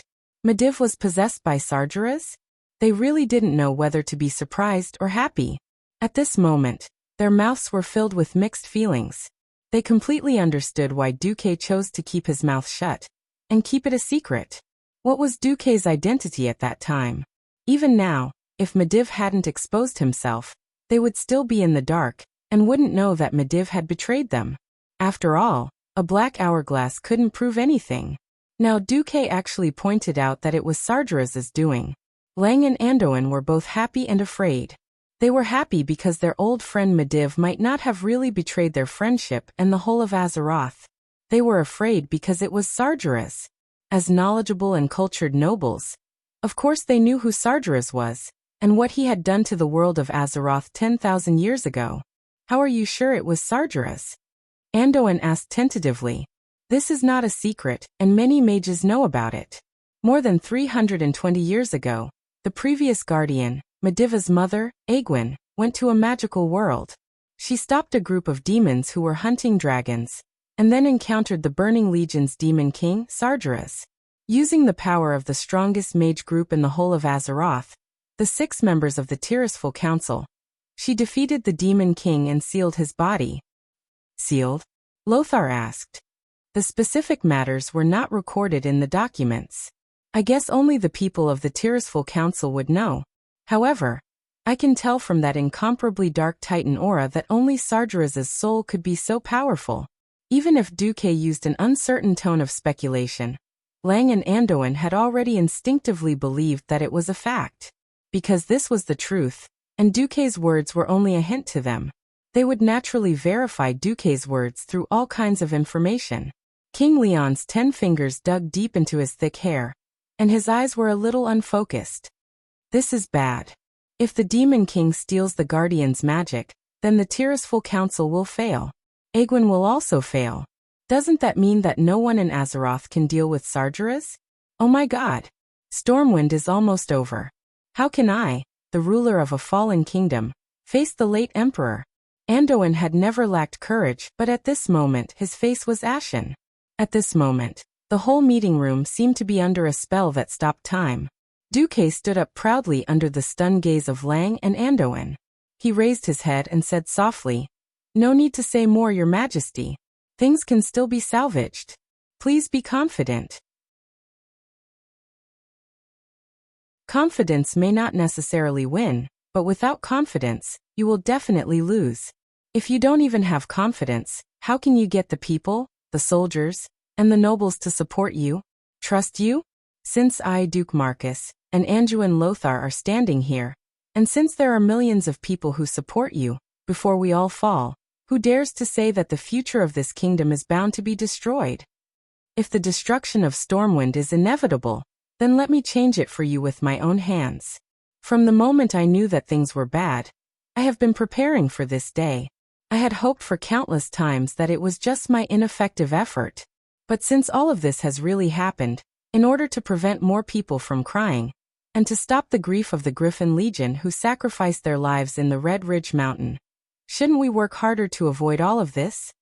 Duque's tone was calm and impassioned. After listening to Duque's words, Lang straightened his back and raised his head, almost as if he had been electrocuted. Lang tidied up his appearance, and nodded at Duque, who was full of concern. He then smiled bitterly at Duque. "I'm sorry I've embarrassed myself.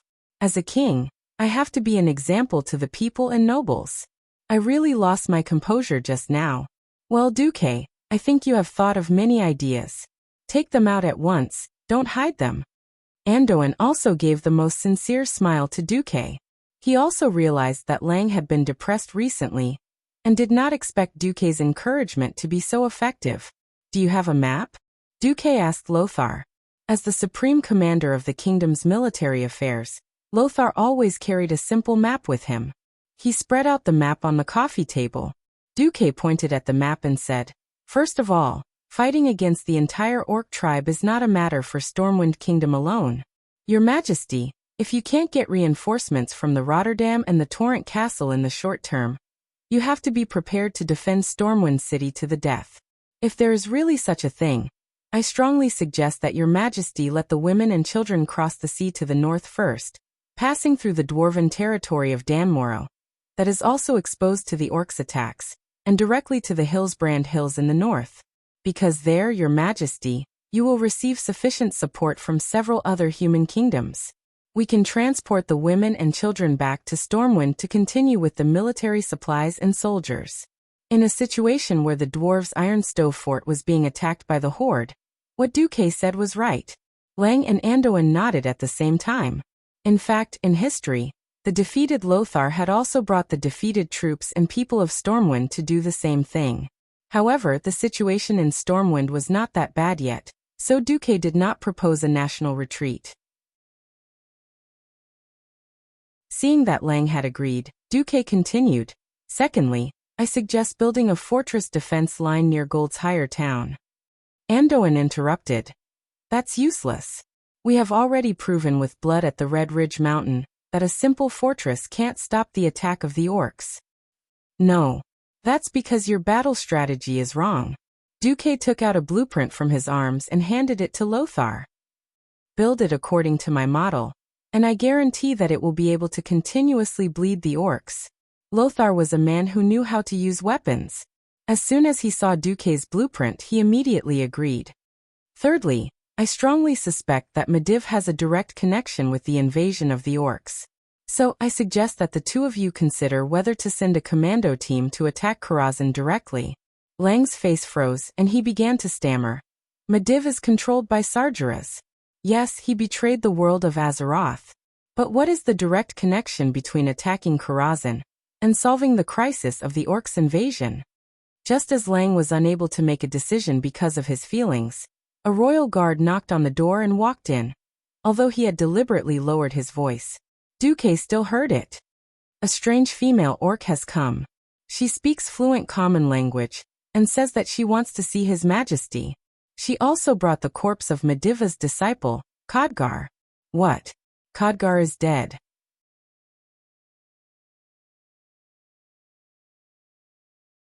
Chapter 93.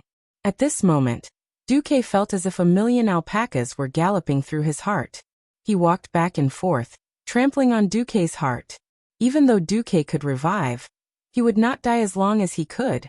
Especially after encountering all sorts of strange situations recently, Duque's heart was already ringing with a shrill alarm, and he did not dare to casually seek death anymore.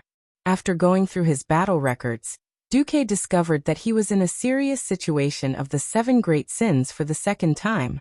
He did not know what the rest of the 7 great sins were, but he could not expect them to be wrath and pride, which were relatively advantageous. In the history that Duque knew, the raid on Karazhan ended with the victory of Khadgar, Lothar, and Garona. Khadgar succeeded in stabbing the careless Medivh to death, and became one of the greatest mages in all of Azeroth. In the future, when Stormwind City was rebuilt, there was a huge statue of Khadgar at the city gate. Therefore, in Duque's opinion, an operation like the raid on Karazhan was just following along and winning without doing anything. Now Khadgar, who had given Medivh a fatal blow in history, was dead. That legendary pharaoh Khadgar, who had accompanied Duque on all sorts of quests ever since he set foot on the Draenor continent, had actually died? He could still remember how powerful Khadgar was. During the long process of the quest, Khadgar would occasionally demonstrate to the mage players what was called the pinnacle of magic. He would use a large area of effect freezing air to teach the orcs about manners and how to behave. He would also use a spatial spell to freeze all enemies and leisurely start teaching them. He would also teleport hundreds of people in one go, leaving the players dumbfounded. He would even use a super expert's ice block to assassinate Garona, who would become a legendary assassin in the future. The opponent could only watch helplessly and scram back to where they came from. No matter if it was the players or the people of Azeroth, Khadgar was like an undying lighthouse in a foreign land, silently protecting the peace of their side. To the enemies that threatened Azeroth, whether it was the Burning Legion or the Horde, Khadgar was a nightmare that made them tremble in fear. Duque didn't have any ill will towards Khadgar. He didn't even view Khadgar as a competitor. But such a Khadgar, a future golden coattail, had died? What else could they do? Duque was a little confused. King Lang and Anduin did not feel anything. They weren't prophets, so it was impossible for them to know that Karthika would be so powerful in the future. They were only making the most intuitive judgment. Khadgar was Medivh's disciple, a talented young man who had just become an earth mage. In war, all human lives became cheap, to the point where human lives could be measured in terms of money, combat power, or even numbers. Perhaps to them, the fact that Khadgar, who was as dangerous as living with a tiger, didn't die would make him more of a spy. A female beast woman who speaks fluent common language? Interesting. It was obvious that King Lang was more interested in this. Noxus said objectively, "Indeed, we have many captives, but there's a language barrier, and these beastmen are very violent. They either attack the guards with their lives or commit suicide. We have no way of getting any useful information. Until now, we don't know much about the origin, composition, and strength of these beastmen." Lang smiled and invited Duque. "All right, my young advisor, are you interested in coming with us to see what's going on with this beast man?" Of course. If he wasn't wrong, this female beast woman should be the beastman Garona who had killed King Lang. Duke's feelings towards Garona were very strange. From her point of view, she was just a chess piece, a tragic result of a violent beastman warrior and a Draenei woman. She wasn't a bad person, and most of the time, she had the kind heart of a Draenei. However, Duque was clear about what Gul'dan and his Shadow Council had done to Garona. Garona was a puppet. When necessary, Gul'dan could control her body at any time, and make her do all kinds of cruel things against her will when she was conscious. Hence, her kind nature became the perfect disguise for her. The reason why assassins were dangerous was because of their ability to conceal themselves. Although assassins were also divided into assassination and open killing, Duque always felt that the so-called open killing was more like a fierce general who took the head of the enemy's general. Garona was obviously an assassin. In the splendid meeting hall, Lang received Garona. On the right side of King Lang's throne stood Anduin Lothar, and on the left was Bolvar for Dragon. Next to Noxus stood Duque. Seeing how easily Duque gained Lang and Anduin's trust, Bolvar was quite surprised. But now, the focus was on the uninvited female beastman. Duque was also very surprised to see Garona. Unlike his burly appearance in the game, he looked exactly like an ogre. The Garona that he saw with his own eyes had a very enchanting figure. Other than her green skin and a pair of small canine fangs, Garona looked like a wild and beautiful human woman. Only her chest and left shoulder were covered in coarse, cracked leather armor. A mini-skirt-length piece of animal skin was tied around her waist. Below her long legs, she was completely barefoot. Her well-toned and streamlined muscles were on full display. She didn't just have mermaid lines, even her abs were clearly visible. Ignoring the dozen or so guards of the royal family pointing their shining halberds at her, she curiously looked around the magnificent meeting hall. Every chair was exquisitely carved, and the exquisite murals depicting the 7 kingdoms of Azeroth, as well as dwarves, elves, trolls, and other creatures were the focus of her attention. She was like a curious baby, observing everything in the human world. The humans in the meeting hall were also observing her. There was a strange silence in the air. After a while, as if feeling that he could not waste any more time, Noxus finally said, "I heard that you can speak the human language fluently?" "Garona, my name is Garona." Her answer was a little out of place. Khadgar said that humans report their names first. Garona interrupted Noxus directly. "Alright, I am Anduin Lothar. Are you the chief of the Storm Clan?" "Storm Clan? Chief." Noxus' face was full of confusion. No, I am." Noxus was interrupted again before he could finish. "Aren't you the chief? Then I have nothing to say to you." Garona's thoughts were simple and direct. Even Lang could not help but snicker, but as a king, he had to have the dignity of a king. Lang still said loudly, "I am the king of Stormwind, Lang Rin."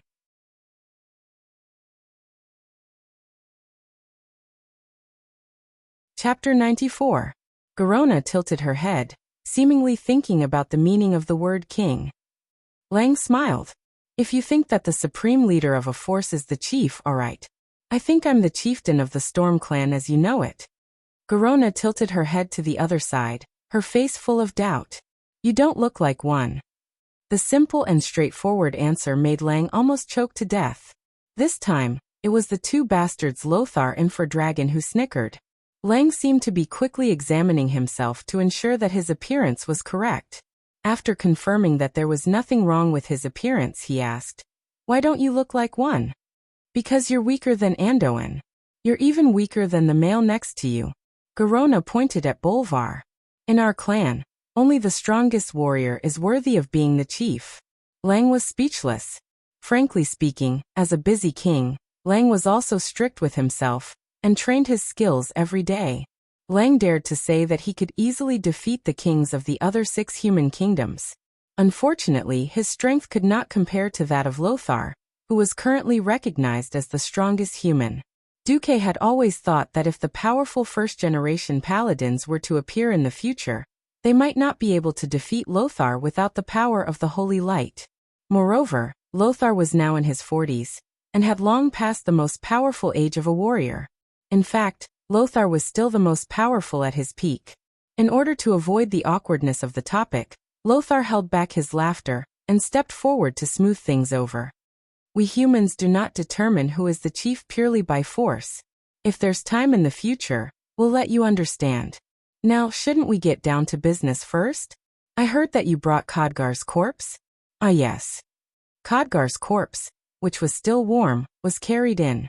It was hard to believe that Khadgar was dead when he looked at the soft body that was not stiff and did not have livor mortis spots. Lothar stepped forward, and could even feel a faint breath coming from his nostrils. The old court mage by Lang's side examined the corpse and said, Khadgar is indeed dead. His soul is no longer there. This is the work of a demon. Lothar could only nod. At this moment, Garona said, I also brought a message from Khadgar before he lost his soul. Oral message? Yes, he said that Medivh's body might have been taken over by a demon, and that it was Medivh who opened the dark door and attracted us orcs. What? Lang and Anduin looked as if they had seen a ghost. Duque had just said that he wanted to attack Karazhan. And Garona came to be a witness?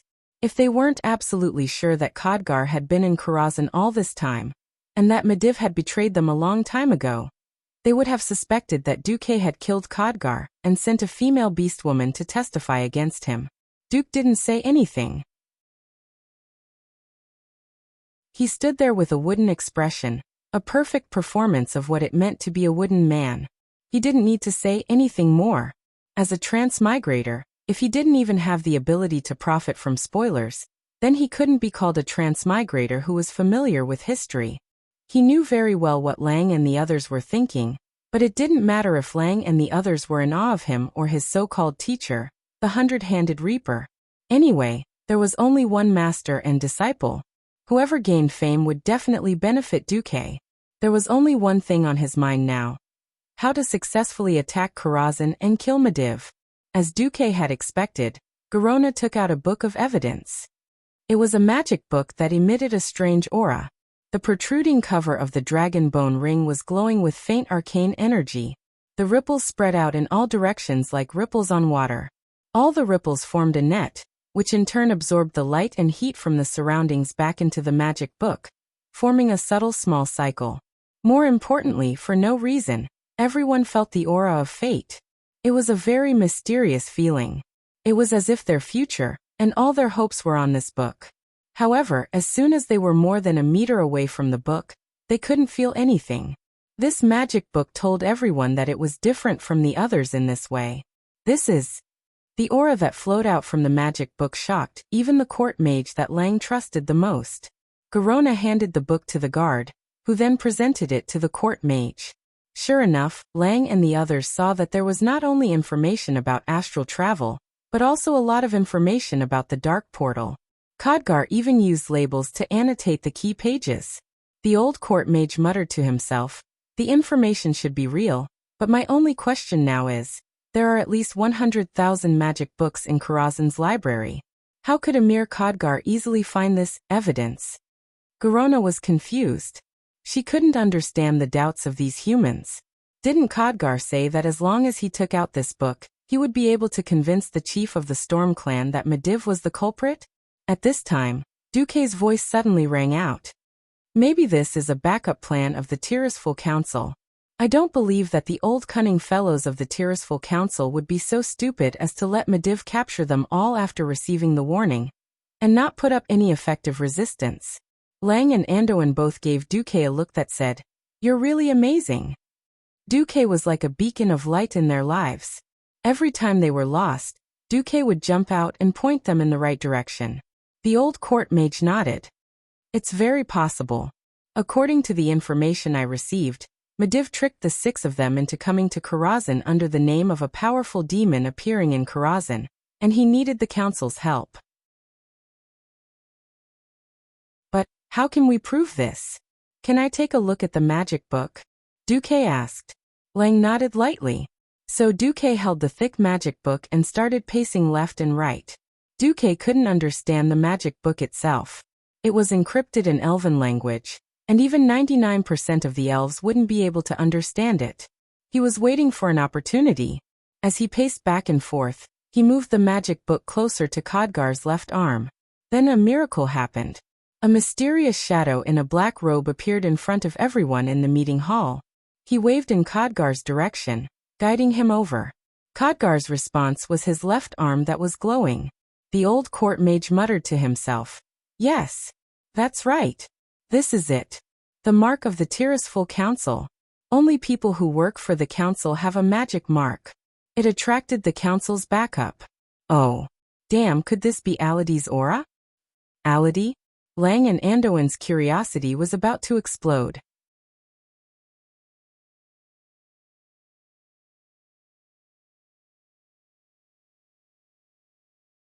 It was a power that made people feel uncomfortable just by looking at it, making it hard to breathe and stifling their moods. Just by looking at the aura of power, he felt as if the oxygen in his lungs was being squeezed out, and his body couldn't help but tremble. It was the power of evil. That was the power of a demon. This evil was corrupting and affecting the entire land. It was controlling everything and destroying everything. Even the uninhabited black swamp could not withstand this power, and it began to turn into a crimson, filthy desert. What's that over there? Bolvar suddenly pointed at a huge man-made object on the crimson land. The old mage used his magic as instructed, allowing the power of the spellbook to pass over there. The scene before them caused everyone in the meeting hall to lose their ability to speak. A huge door that was at least a dozen stories tall stood alone on the barren red land, and the door frame emitted an ominous dark green evil light. Groups after groups of orcs came out of the door in a mess, but they were scolded by the stronger orc leaders and chased into the nearby empty space.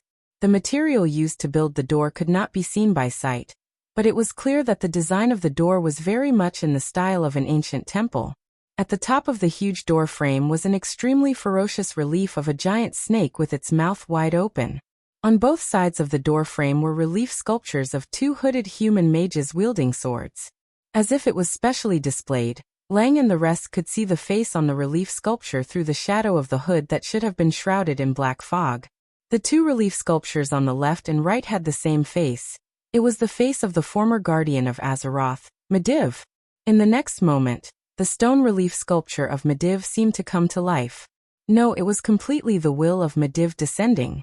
The projection of Medivh's head, which was as large as a carriage, appeared in the air of the meeting hall through Aladi's spellbook. Medivh's, no, Sargeraz's voice sounded in the meeting hall. Oh, that's amazing. I didn't expect you to investigate to this extent. It was still the smiling Medivh, the same radiant expression. The only difference was that his eyes were filled with evil black flames. Those were the eyes of the Demon King, Sargeras. For those who were weak, just looking at that gaze was enough to freeze their blood vessels. As Lang's personal guards, these guards should not lack courage, but Lang was horrified to find that more than half of the guards in the meeting hall had been frightened to the point of paralysis. The rest of them were also rather weak. There were only a handful of people in the hall who could withstand the aura of fear of the demon net. Medivh. No, demon, who are you? What do you want? Although King Lang's voice was a little shaky, he pulled out his sword after all, and stood in front of the projection of the Demon King with Anduin and Bolvar. Nothing. I've done what I wanted to do. Since the dark portal has been opened, I'll quietly enjoy the ugliness of you humans, elves, and dwarves being slowly destroyed by the orcs in Karazhan. Watching you walk step by step towards destruction in despair and fear, my mood is incomparably good. There is nothing more ironic than taking the superpower of your guardian and destroying you instead. Ha ha ha. Medivh, who was under the control of Sargeras, let out a frightening laugh. Seeing their old friend under the control of the demon showing such madness, Lang and Anduin felt like vomiting. The projection of Medivh's head turned into a projection of his upper body. He opened his arms, and his voice was like the roar of a tsunami, echoing throughout the entire meeting hall, and even the entire storm fortress. The destruction can no longer be stopped. You ants, cry and howl. Cry and beg. Kneel at my feet and beg for my mercy. Then you will still have to die. Ha ha ha ha ha. Suddenly a young voice was heard. Nonsense, as long as I get rid of you, I can close the dark portal.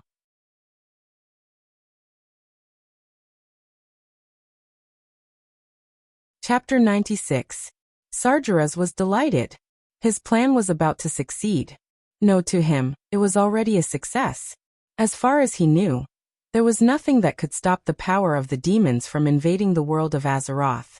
The strongest guardian, Astral Mage Medivh, was his possession. The Tirisful council that was in the way was almost wiped out. The previous guardian, Aegwynn, who thought she had defeated him but was actually used by him, had already shed tears of failure in front of him. Dragons? He already had a complete plan to deal with those big lizards. Night elves? Those conservative, stone-like fellows would never move there but when their territory was not invaded. Compared to direct invasion, using orcs, who were warlike creatures influenced by the power of the demons, was more like cutting flesh with a blunt knife. Sargeras licked his lips, as if he had tasted the sweet taste of revenge, blood, and pain that he had been longing for. When he saw the demonized green-skinned orcs kill every single human, regardless of whether they were male or female, old or young, armed or not, whether they were roaring angrily or crying, Sargeras was delighted. That fiery excitement flowed into his soul that had been helpless because of failure for a long time. That carefree feeling was enough to make every part of his evil soul sing with excitement. He believed that this plan that he had spent hundreds of years on was the most perfect. Because of this, he could calmly stay in the impregnable Karazhan and watch these ants die. But now there was actually a tiny ant saying, "As long as I get rid of you, I can close the dark portal." Sargeras didn't react for a moment. In the next moment, he suddenly came to a realization. This tiny little fellow that had once slightly aroused his interest was shockingly right. That's right. The interworld teleportation of the dark portal was not particularly stable now. In fact, the entire dark portal was like a phone. One called, and the other answered. As the caller, if something happened to Medivh, then the spatial coordinates would immediately be messed up. Sargeras' plan to let the orcs continuously attack the world of Azeroth would naturally be ruined. Of course, the premise was that he would really be killed by these ants. After coming to his senses, Medivh, who was controlled by Sargeras, immediately revealed an intriguing smile and let out arrogant laughter. Ha ha. Ha ha ha ha ha. Wahahaha. What a joke. I'm dying of laughter. I've lived for countless years, and it's the first time I've seen someone as ridiculous as you, who doesn't know your limits, and yet can point out the crux of the matter. The muscles on Medivh's face twisted hideously, and his pair of red eyes clearly revealed evil. Yes. That's right. My dear little fellow, as long as you get rid of the Medivh that I control, the door of darkness will indeed close as you said. But do you ants have the courage and ability to do that? Let me tell you, death is not the end. If you are really stupid enough to come to Karazhan, then be prepared to have your soul tortured by me forever. As the last word fell, Medivh's projection disappeared. What followed was the screams of the court mage. Atoms. Lang's eyes, which were always full of wisdom and courage, reflected the tragedy in front of him. On the old mage's robe, the protective spell that was supposed to be very powerful was automatically activated, and in the next moment, it exploded. The well-dressed old mage immediately became like a beggar. This was just the beginning. Under the watchful eyes of everyone present, the old mage's two arms suddenly twisted in circles like a fried dough twist. Everyone in the meeting hall could clearly hear the old mage's blood-curdling screams, and the sound of his muscles being torn and his bones being crushed. As if being kneaded by countless invisible hands, the old mage's limbs were all kneaded into his body, and his entire body began to turn into a meatball. But the old mage still didn't lose his life. His internal organs seemed to be protected by a special evil magic. Not only the old mage, but in the next second, half of the two squads of royal guards in the meeting hall suffered the same fate. They were like iron objects attracted by a magnet, and they were sucked into the old mage's body by that inexplicable evil force. More than 10 people were all squeezed together, and became an even larger meatball. Everyone seemed to be clear-headed, and they were mumbling all kinds of things. Mom. Save me. No, Sir Lothar, give me a quick death. Kill me. Kill me now. This horrifying scene would make any normal person tremble in fear. Even the temperature of the air seemed to plummet. In the next moment, the bodies of these victims spontaneously combusted. The evil blue flames roasted their bodies and tortured their souls.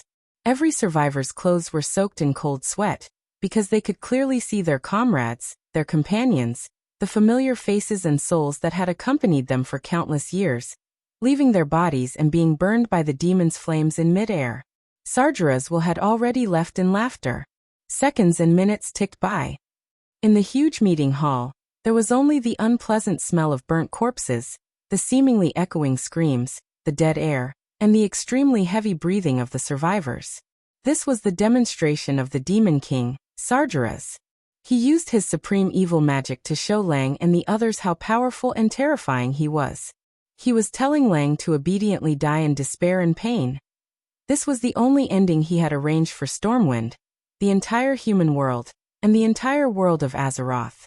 Lang's body was trembling uncontrollably, and beads of sweat rolled down his face. Lang didn't even know when the crown had fallen to the ground. He sat on the throne exhausted and couldn't even move a finger. Lothar quickly came back to his senses, and he was shocked to find that someone was faster than him. Duque. Duque's face was also ashen, but the sharp light in his eyes told Lothar that he had made up his mind. Lothar and Duque's eyes met in midair. Great minds always think alike. If they didn't explode in silence, they would die in silence. They weren't people who would wait for death, so there was only one choice left. Both of them nodded at the same time, and said in unison, "Your Majesty, please allow us to lead an army to attack Karazhan."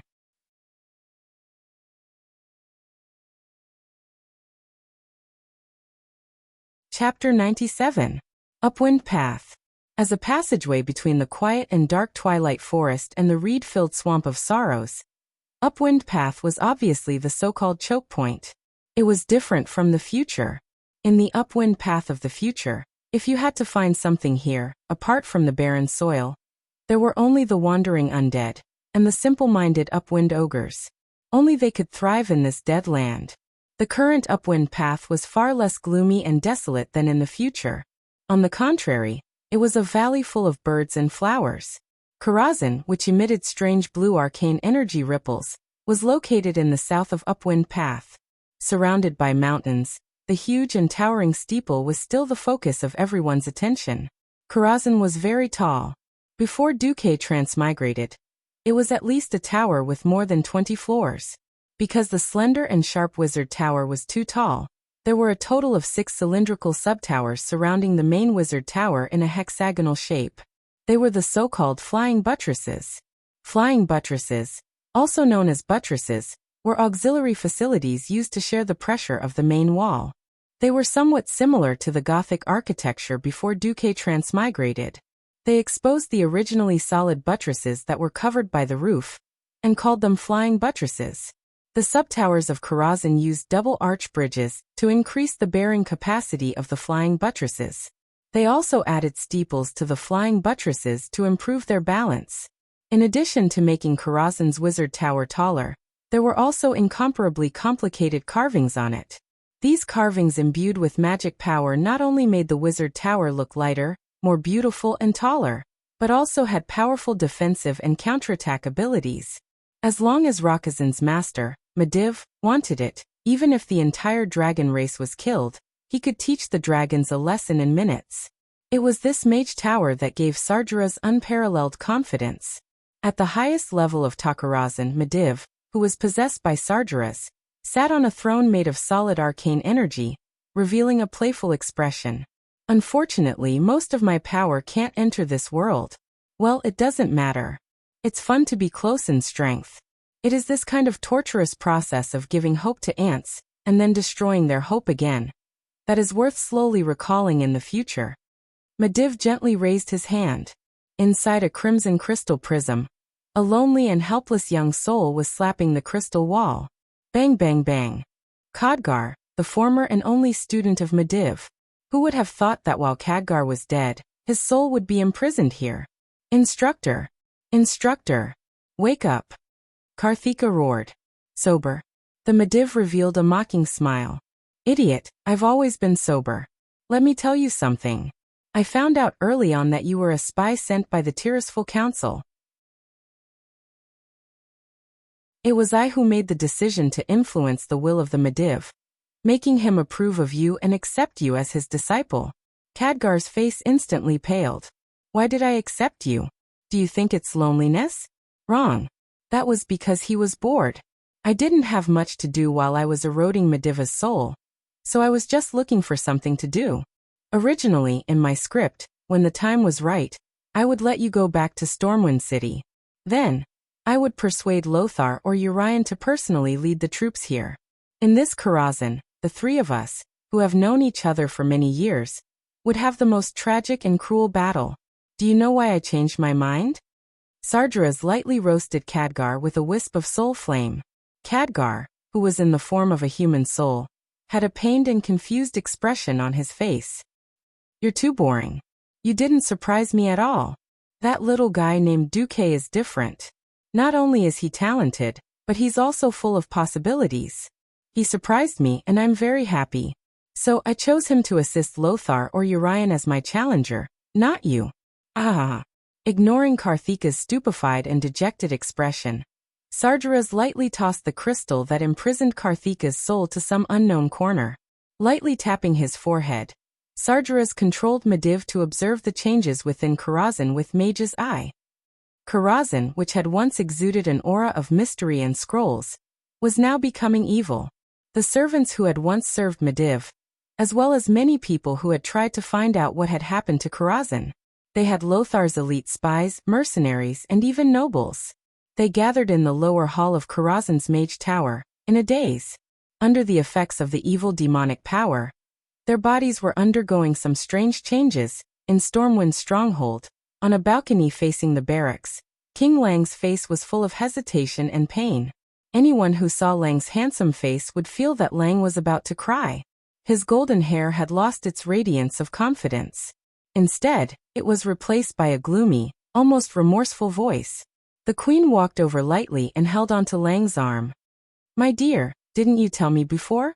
Instead of doing nothing and regretting it, why not regret it after you've done it? Lang's voice was choked with sobs. But that could very well be the legendary demon king Sargeras. Is Sargeras invincible? Has Sargeras never failed? The queen seemed to be implying something. He suddenly thought of the legendary war from 10,000 years ago. Although 10,000 years was definitely too long for humans with short lifespans, there were still many living fossils called elves who had lived for 10,000 years. Many night elves and high elves were now witnesses of that time. Lang suddenly felt much better. Indeed, Sargeras has been defeated before. The queen was resolute. Since he can be defeated once, he can be defeated a second time. But Anduin. Lang wanted to continue, but he met the queen's bright and hopeful eyes. It was as if she was reminding him to recall the scenes that had happened before. Yes, that's right. Just after Sargeras's will retreated, Anduin and Duque joined forces to remonstrate. Your Majesty, we have no way out. Do we not resist and be slowly tortured to death, or fight to the death? Choose. Your Majesty. Duque was almost roaring. But if the resistance fails, the people of Stormwind. Bolvar came to his senses as well. He took a step forward and knelt on one knee. His firm voice shook one's soul. Your Majesty, even if the resistance still brings destruction, then, before we step into the gates of hell, we can at least tell the people without regret that we tried our best, instead of hiding under the bed and shivering like a coward, becoming the joke of the demons.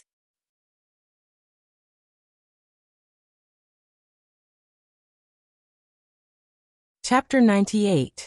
The combination of Anduin, Bolvar, and Duque was very interesting. In Lang's opinion, they were the typical loyal, important, and good ministers. However, it was precisely such a miraculous combination that gave unanimous advice. Lang couldn't help but nod yes. Since there was no other way, why not fight to the death? Recalling all this, Lang suddenly came to a realization. Yes, I was cowardly. I was intimidated by Sargeras.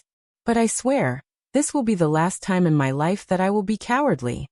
Lang's fingers pinched the railing of the balcony so hard that it was as if he wanted to leave 5 fingerprints on the white jade railing.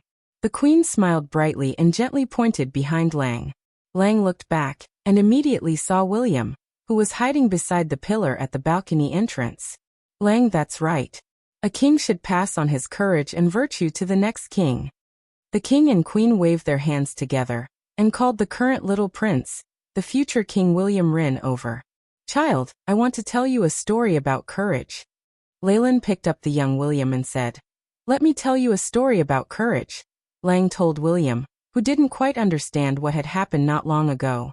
William especially admired Anduin, so William asked curiously, Father, why did Uncle Lothar and Brother Marcus risk their lives and not you? Lang was slightly stunned, and then a gentle smile appeared on his face. Child, in this world, everyone has their own responsibilities. There are people who shoulder the future of millions of people, who are responsible for the safety of the people's lives and property, and who seek hope and salvation for the people. These people are the nobles, and the top of the nobles is the king. Little William said in a childish voice, Father, you are the king. Yes. There are also people who will stand up when the whole world is in danger, and fight against evil with their weak strength. Most of them would fail and die miserably. But there will always be a small number of people who will miraculously obtain the final victory. Therefore, everyone will call these people who have gathered courage, wisdom, and luck heroes. There was a hopeful look in young William's eyes. Then, is Uncle Lothar a hero? Lang hugged William tightly, and tears welled up in his eyes. He said emotionally, I don't know, but every inch of my heart is praying for your Uncle Lothar. I hope that Lothar will become a hero and return in triumph. If he succeeds, even if I, the king, am to be buried under the glory of his hero, I am willing. At the same time, a group of cavalry was advancing rather quickly in Twilight Forest. The Twilight Forest was different from any other forest. The strange mist lingering above the forest all year round made it seem as if the entire forest had fallen into an eternal night. Sunlight could hardly penetrate the treetops and reach the ground, so most of the time, visibility in the forest was extremely poor. Even pedestrians walking in the forest had to carry a torch. Under such circumstances, galloping on a horse would be courting death. The group of people only let the horses trot at a small pace. Lothar, who was leading the group, raised his right fist, and the cavalry immediately pulled on the reins to raise their horses' heads. As the horses did not gallop fast, they completed the entire deceleration process in 2 to 3 steps. Take a break, Lothar instructed. He jumped off his warhorse agilely, handed the horse over to his attendant, and walked to the back of the group. Almost at the back of the group he saw Duque, who looked like he was having a toothache. Hey, my little hero, looking at you now, it's hard for me to associate you with the young hero who was so generous in the meeting hall, and didn't even bat an eyelid in the face of death. Duque grimaced in pain. What could he do? How could a transmigrator, a university student who grew up in the city, have the opportunity to ride a horse?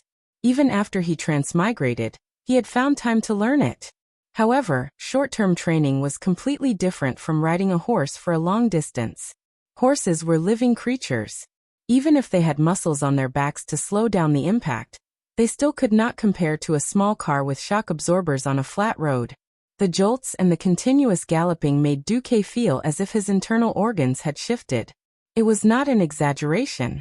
On the first day, Duque almost vomited last night's dinner. In just 2 days, they crossed nearly 300 kilometers of forest trails in the entire Elven Forest, and entered the Twilight Forest. One had to know that this was not a modern highway before he transmigrated. Many of the trails were not even muddy roads. They were narrow paths that only hunters would take. At least 5 horses broke their legs because of the journey and had no choice but to give up. 2 cavalrymen almost broke their necks. The only good thing was that after entering the Twilight Forest, the speed of the horse slowed down, and Duque could catch his breath. Faced with Lothar's question, Duque panted heavily and glared at Lothar. Bastard, laugh if you want. Don't give me a chance to laugh back. Lothar laughed and helped Duke off his horse, almost lifting him with his hands. Lothar's elite soldiers were busy in an orderly manner, either arranging sentries, feeding the horses, or standing in a circle vigilantly. They took out their canteens and sipped from them. Of course, many people looked at them with strange eyes, because this combination was too strange. A knight, a mage, and a female orc. No matter how many times he looked at this combination, it was strange. Human, you are too weak. In the tribe, a weak existence like you is not even fit to be a laborer, Garona said mercilessly. This strange orc woman was straightforward. If it came from someone else's mouth, it would be sarcastic. But she only felt that it was natural. Duque could not help but sigh at the magic of fate. Sure enough, after some communication, Lang and Lothar, just like in history, readily chose to accept Garona. After asking a lot about the orc tribe, they agreed to let this powerful female orc, who was familiar with the terrain of Karazhan, join the assault team. Duque rolled his eyes at Garona. Come on, most of us human mages are like this. Actually, Duque wanted to say that the pharaoh here were all pampered. Unfortunately, Garona gave Duque a knowing blow. She showed a puzzled expression. But us orcs, whether warlocks or shamans, are much stronger than you. Duque sighed. Sure enough, the styles were different. There was no way for their brain waves to intersect. But after this, if he didn't have to become a ghoul, he really had to consider training his body. Azeroth. All the famous women were definitely better at fighting than the other. If he was too weak, he really couldn't pick up girls. Lothar suddenly asked in a low voice. What do you think our chances of beating Sargeras are? Duque raised two fingers, not the V, that represented victory, but 20%. And this is based on the premise that the soul of your old friend Medivh has not been completely annihilated.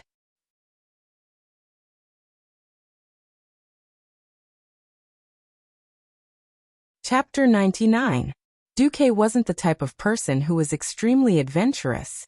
Duque wouldn't gamble with his life or anything like that. But gambling with his life became gambling with his moral integrity. That had a different meaning. In fact, when Sargeras descended upon the meeting hall of the Storm Stronghold, a few lines of words appeared in Duque's system notification. Important human nature, moral integrity, choice. In the eyes of the Demon King Sargeras, you're just a slightly interesting ant. But you who are familiar with history, realize that this may be a chance to change your fate. If you're really lucky and can force Sargeras into a corner and save the Demon King when he's about to lose, the system has determined that you have an 87% chance of transforming yourself into a powerful demon when you're conscious, and become one of the commanders of the Burning Legion. Of course, if you can help Anju and Lothar successfully kill Medivh, and make Sargeras scram back to the abyss, then you'll undoubtedly become the hero of the entire world of Azeroth. According to the calculations of this system elf, you have a 999% chance of restoring all the missing moral integrity and soul power. You'll completely get rid of all possible negative soul states. The system didn't say what the outcome would be if he failed to challenge Medivh, but Duque could guess it. Dying under the fangs of a wild boar, and dying in front of the Demon King were two completely different concepts. Just like in the future, the knights who died in the Scourge army would often be transformed into Death Knights. Falling into the hands of Sargeras, his soul was really, Duque had always thought of himself as immortal. He didn't have the Virgin Mary spirit to save the world, nor did he have the violent tendencies to do evil and destroy the world. Since he had transmigrated, he began to adapt to this world. The Martians and the Death Seekers fought, and many people died on both sides, and your friends and family fought with the violent and evil orcs, and many of your friends and family died. These were two completely different concepts. Not to mention a human, even he would feel heartache when a cat or dog that he had raised for a long time died. That was why, even though the history of Azeroth had been changed beyond imagination, especially when Khadgar, who was supposed to be the winner, had died, Duque could not bear to see Lothar go to Karazhan alone to die. No, it should be said that from the moment Sargeras arrived arrogantly in the meeting hall, Duque felt as if he had been struck by a bolt of lightning, and he didn't like Sargeras at all. No matter what, Duque was already deeply involved with Stormwind, and even the entire world of Azeroth. Moreover, Duque was definitely unwilling to see the Burning Legion do whatever they wanted. Duque thought to himself, Khadgar, I'll make up for your share. Lothar didn't know what Duque was thinking. On the contrary, when Lothar heard Duque say that the success rate was no more than 20%, his face lit up. That's Sargeras we're talking about. As long as the success rate isn't 0, I'm already very happy. He slapped Duque's shoulder with his powerful palm. Not bad, young man. You actually thought the same as me. I'm starting to think that bringing you along was a wise decision. At least you're much more reliable than those court mages. When I see them, I always feel that these inflexible and dogmatic fellows will just stand there and compete with Medivh in terms of magic, and then be tortured to death one by one. Duque smiled but didn't say anything. He knew that Lothar's words were a joke. Of course, the most important thing was that on the battlefield, Stormwind was at a complete disadvantage in terms of magic. The orc warlocks were much more terrifying than Duque had imagined. There were many things that Duque couldn't reveal too much about. This caused the Storm Royal family's mages to be at a great disadvantage when fighting against these warlocks that they had never seen before. In a sense, warlocks who had more strange methods and could wear down their energy consumption were the nemesis of mages. The appearance of Cerberus, who specialized in countering mages, made the pharaoh's scalp go numb. Due to the death of one of Stormwind's 2 Morning Star mages, the strongest court mage by Lang's side, Stormwind was short on manpower. However, mages were necessary. Without them, if the enemy warlocks attacked, even if they only used fear to kill an officer in the human army, the entire battlefront would collapse. This was a vicious cycle. In any direct confrontation, without mages, military formations would easily collapse. With mages, when mages lost in a battle of magic, they would either die or flee. When the orc warlocks had free hands, they would still be defeated. In the entire elven forest, there were battles of resistance and pursuit. It could be said that the humans were being pushed back step by step. The entire Stormwind kingdom was permeated with an atmosphere of sadness and despair. However, it was under such circumstances that Noxus led his elites to attack. It was not that Duque had not asked these soldiers how they felt when faced with such a death mission. However, there was only one answer. For Azeroth. Duque saw smiles, and saw hearts that were willing to die for their country and their people. Their voices echoed in Duque's chest, and even in the skies of the human kingdom. It was like a lingering echo, echoing in Duque's ears over and over again. It was not an oath, but it was more touching and firmer than any oath in this world. Duque felt his blood being ignited by some kind of passionate flame, and it was incomparably hot. Faced with Noxus's theory of winning, Duque suddenly clapped his hands and said loudly, "Those who don't have missions, please come over here. I have something to announce." Noxus was a little curious, but he did not stop Duque, and nodded slightly. Immediately, a few adjutants waved their hands, and the elite knights quickly surrounded them. Duque stood on a big rock so that most people could see him. What you're going to face is also a group of opponents that exceed your imagination. Demons. So, the first thing I hope you do is forget the military rules that Noxus taught you and learn what it means to be flexible. Duque's words caused a silent uproar, and almost all the soldiers looked at Noxus. Noxus smiled instead of being angry. Go on, the soldiers I chose are the most intelligent, apart from loyalty and skill. As long as it helps us win, I don't mind you challenging the military rules I set this time. Duque nodded and continued. The enemies you're going to face are all far stronger than you are, and they control mysterious powers that you can't imagine. What strict military formations are synonymous with sending food to your death. Forget about your formations and military manuals. Avoid all the dazzling energy bodies, and look for opportunities to stab your sword into the opponent's back, or anything that looks like the opponent's core.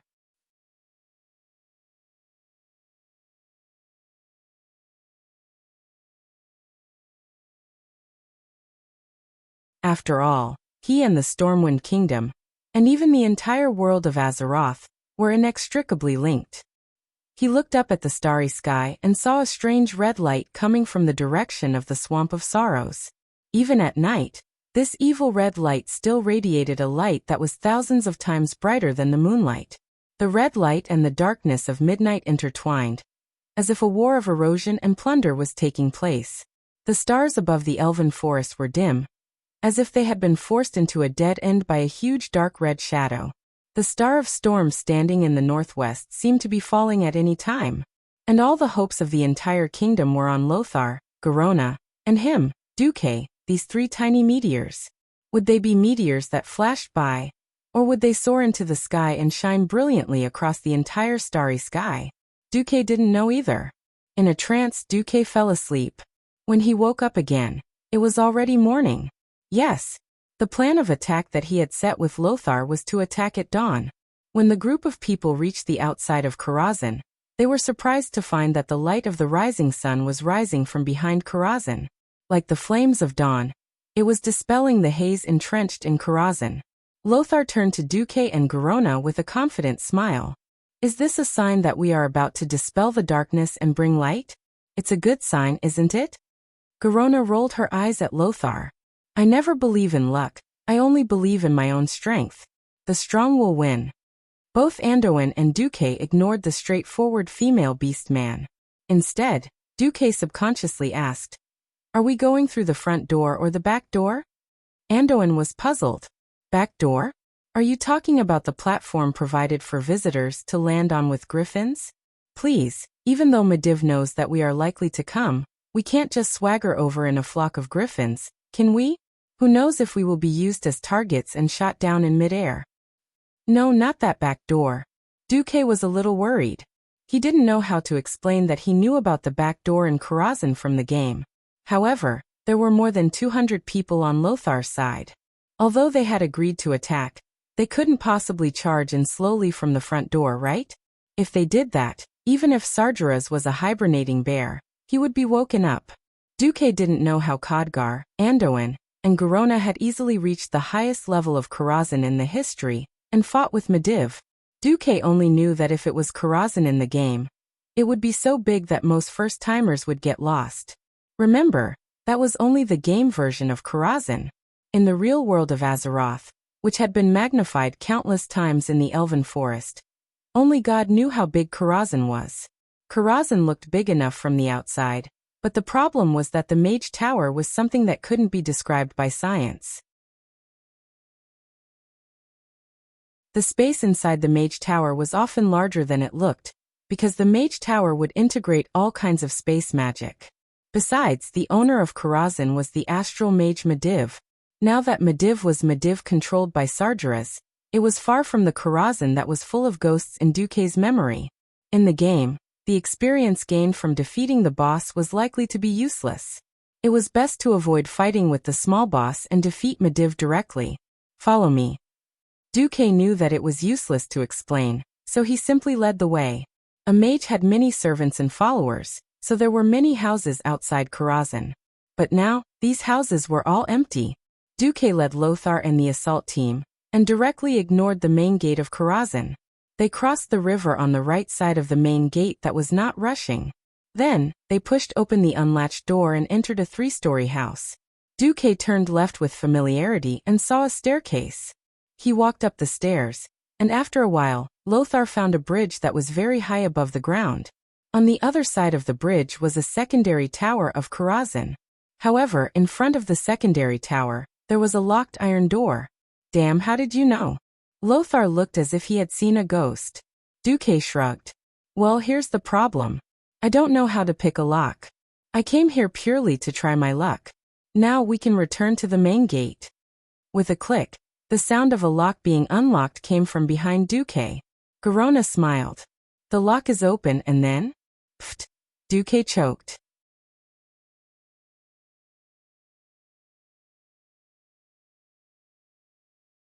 Chapter 101.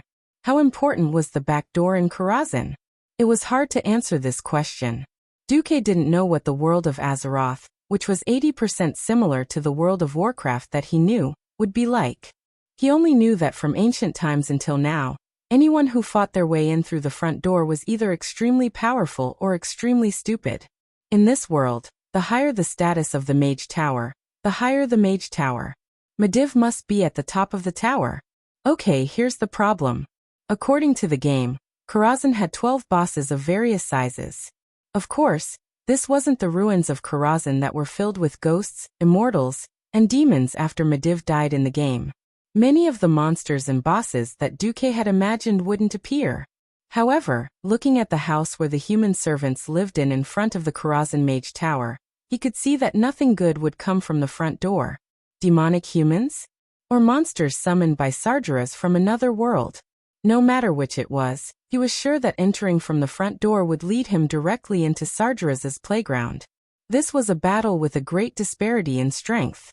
Even with two hero-level characters, Noxus and Garona, on his side, they still couldn't defeat Medivh, who had the advantage of the Mage Tower. The most important thing was to reduce the number and intensity of the battles, and try to fight Medivh in his strongest state. According to the game, going through the back door meant that at least half of the bosses were avoided or killed. In this case, it was very advantageous. Duque glanced at Garona, who was smug and had a praise-me expression, and he suddenly lost his temper. Noxus didn't know if he was being honest or not, but he appropriately expressed his surprise and amazement. "Oh my god! How did you do it? Just now one of my best rogues winked at me and told me that he couldn't handle it." Garona put her hands on her hips. When you've been imprisoned countless times and tried to escape from the cage countless times, no lock in the world can stop you. No matter if it's a magic lock or an ordinary lock. Duque rolled his eyes. "If you're so awesome, why don't you fly?" It turned out that he had reached the master level in Hidden Room Escape. Lothar drew his sword. "Okay, next question. Duque, where does this door lead to? Do you have any information or leads?" Duque was embarrassed. "Do I have to recite the name of the boss in the game for you?" Duque could only shrug. "I don't know. Even my teacher only told me that there is a back door in Karazhan. At least we can bypass the stable, the servants' rest area, and the reception area for nobles." At this time, Reginald Windsor stepped forward and asked, "What's the point of avoiding these areas?" Duque rolled his eyes again. Yes, Duke had brought Windsor, just as he had in the history. Even though history had greatly deviated, aside from the fact that Khadgar had been killed, Duque still tried his best to restore the history of the weak defeating the strong. Of course, Windsor had changed from a soldier of Lothar to a follower of Duque.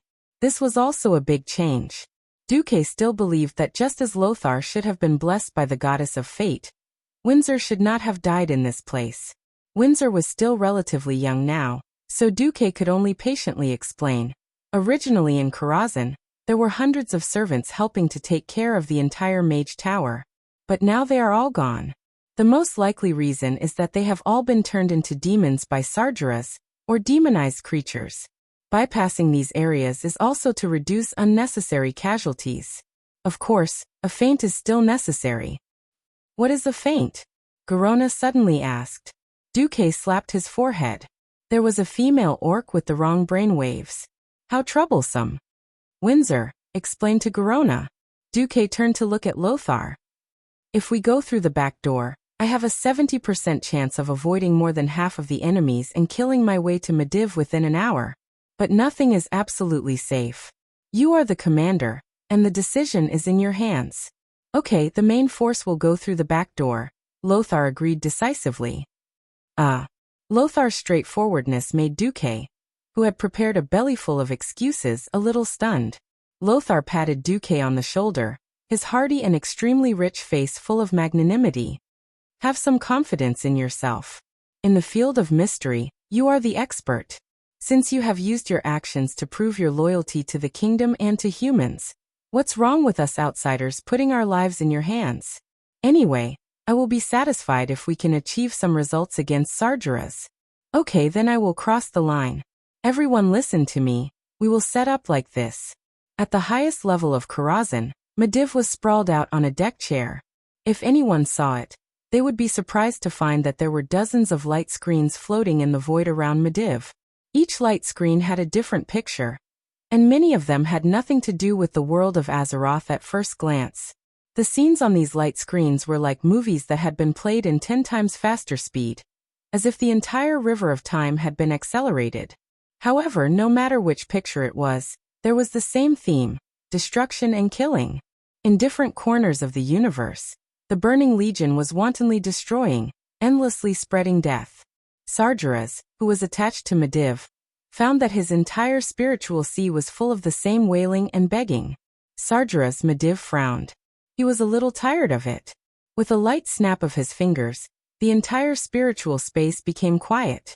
Only the sound of chaos magic surging through the void and transmitted from his body was left. This sound was so strong, like the whistling of a wild wind. Even though his body was sealed and dormant, Sargeras could feel how wonderful his condition was. Sargeras didn't even need to move a finger. His vision crossed the space of Karazhan, and his eyes reflected the entire aperture on planet Azeroth. This aperture emitted a bright and mysterious brilliance, rejecting the direct invasion of all pure-blooded demons. However, everything changed because of the invasion of the orcs.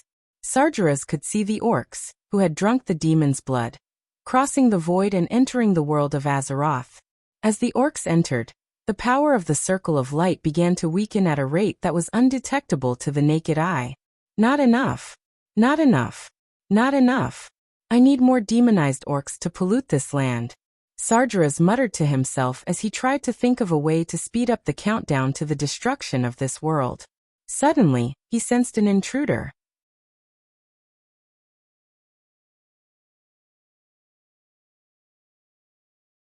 Chapter 102. Draw your swords. The future Marshal Reginald Windsor's voice was still childish. He did not know why Duque had asked him to lead this elite troop of 200. He also did not know why this troop, which made up more than 90% of the assault team, was used as a feint. He only knew that Duque, who had become his master, and Anduin Lothar, whom he admired the most, had placed their utmost trust in him. This trust was very heavy. "I'll leave my men to you," Lothar said. "A soldier who doesn't want to be a marshal is not a good soldier. Reggie, I have high hopes for you, but you also need to prove yourself. This is your chance." Duque patted his shoulder. Windsor was already very grateful to have the honor of fighting for the kingdom in ruins. He was sure that he did not follow the wrong person. Duque, who seemed to be mysterious, was actually a great hero of the kingdom. Now that he heard their trust in him, Windsor's eyes almost teared up. The appointed time had arrived. In the first rays of the morning sun, the long sword was raised high, bringing with it the brilliance of the sun, like an arc of flames. Enchanted weapon, Demon Slayer. This mid-tier enchantment could permanently enchant a close-range weapon, giving it a chance to stun a demon and deal extra damage. To be honest, this was not a weapon that a soldier could have. Even the chief swordsman of the noble families might not have one. However, the rich and capricious Duque found an enchantment master, and enchanted all the swords used by the 200 warriors with Demon Slayer. Windsor didn't know how powerful the enchantment was, but he could sense a holy aura from it, which delighted every warrior. Windsor's figure stood proudly in the morning light. The elite warriors of Stormwind all looked at him and raised their long swords at the same time. Light filled the air, and the cold glint of the blades was faintly discernible. It was like the first light of dawn spreading across the dark land, driving away the darkness. Charge! Bearing in mind Duque's repeated warnings, Windsor didn't advance in a strict military formation, instead using an even more disorganized charge. The battlefront began to push forward. Unknowingly, the pace of every soldier was quietly increasing, and their strides became larger. After a short 10 meters, almost every soldier was fighting to be the first to run. For Azeroth. For His Majesty Rin. For my lover. The soldiers shouted messy slogans, but they quietly changed their formation in the midst of their charge. 8 warriors holding siege hammers used to break down doors had already reached the front line at some point. Kwangdang. The iron gate, which was as tall as 3 people, broke into pieces. Karazhan was not a fortress, and there was no moat.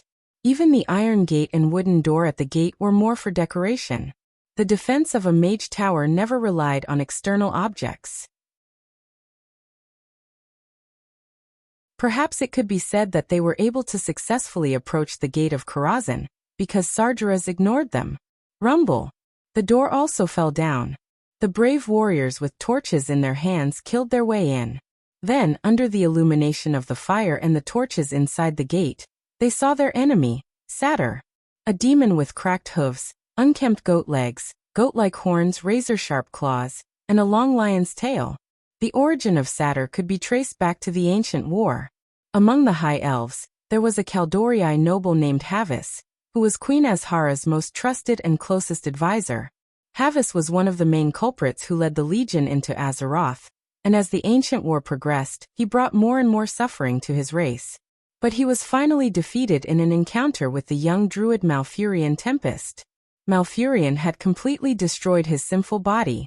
However, Sargeras felt that Havis still had value, so he resurrected him and became the first satyr in the world. As long as there was a strong enough demon curse, and the target's will wasn't strong enough, satyrs could easily turn other creatures into satyrs. Although most of the satyrs' bodies had become inflated, and most of them were more than 2 meters tall, Windsor and the others could tell from the clothes that these satyrs had left that they were satyrs who had once served Medivh. Windsor's eyes narrowed slightly, and only one word came out of his mouth: kill. The assault force of Stormwind was like a flaming rocket, instantly breaking through the group of satyrs. Now that he was within close combat range, Windsor could even see the red flames flickering in the eyes of these purple-furred demons. What kind of chaos and madness was that? The warriors of Stormwind were heroic. As elites personally selected by Lothar, they couldn't help but feel nervous even when facing such an unknown opponent. But when they saw the young figure at the front of the team, they couldn't help but feel more courageous. At some point, Windsor, who was leading the charge, had become their flag. The satyrs screamed. Their sharp and unpleasant roars were enough to make anyone with a weak mind tremble. Windsor's sword was very steady. When he was 2 meters away from the first demon, a visible wave of flames burst out from the blade's edge, forming a blade wind in the air. In the blink of an eye, the entire sword's killing range more than doubled. The golden light of the sword was even more dazzling under the flickering flames. It split the dark void with a halo-like brilliance, sweeping across the first row of satyrs with a whoosh. Strangely, there was a burst of sound in the air. The row of satyrs who were 2 meters tall all became 1 meter tall. That was because their entire upper bodies had been sliced off. The impact of Demon Slayer completely blew away their broken upper bodies. Not every warrior who fought against the demons was as lucky as Windsor, but a sword enchanted by Demon Slayer often emitted a holy aura that was enough to shock the satyrs. The first wave of human soldiers were all unharmed. There's hope. In the face of these human soldiers who were armed to the teeth, these newborn satyrs were as weak as chicks that had just hatched. Even a slightly weaker warrior could kill these farmers and servants who had turned into satyrs in 3 rounds. Kill all the demons. As soon as Windsor finished shouting, he suddenly felt a shiver pass through his body. That feeling gave him goosebumps. Turning his head, he saw a red-skinned evil demon riding a flaming warhorse slowly appear at the wide entrance of the passage. The thunderous galloping of the horses, the squeaking of the air, and the scattering satyrs. Everything was telling Windsor that something was wrong. This guy in front of him was not to be trifled with. The guy suddenly said, "Come on, Midnight. Let's destroy this mob together."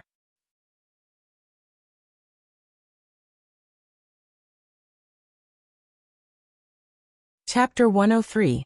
If Duke could see this scene, he would definitely be so shocked that he couldn't close his mouth.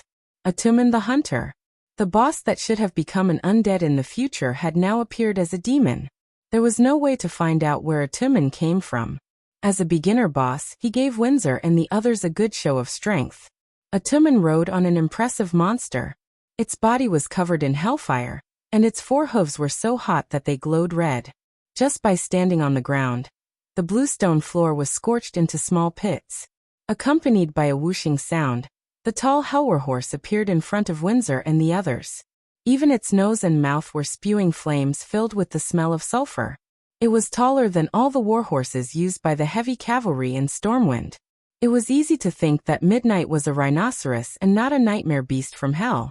When the nightmare beast's roar resounded throughout the first level of Karazhan, when its huge body was covered in flames, no one could stop it. Windsor then realized what Duque meant when he said, "Your responsibility is not light.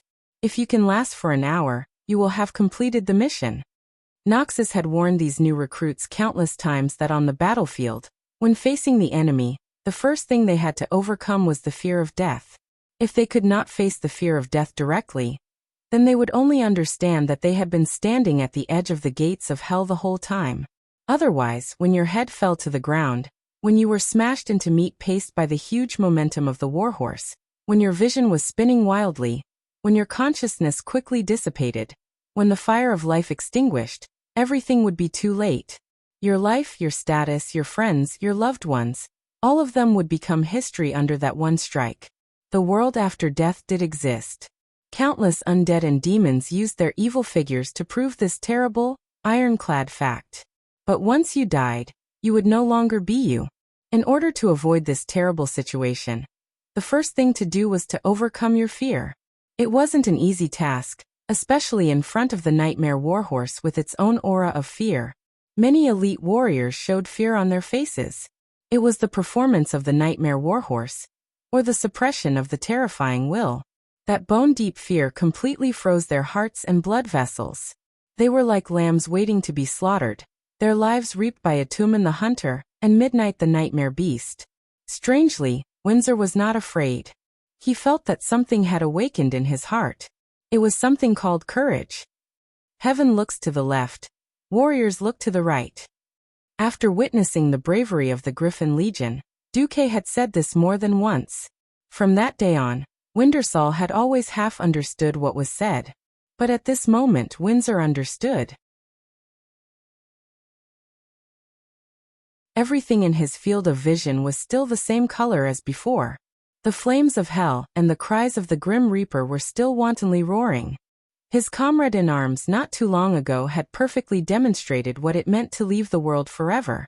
The fear of death spread rapidly, but Windsor didn't feel it at all. His heart was filled with nervousness. This nervousness didn't come from fear, but from a heavy sense of responsibility. It came from Anduin and Duque's trust.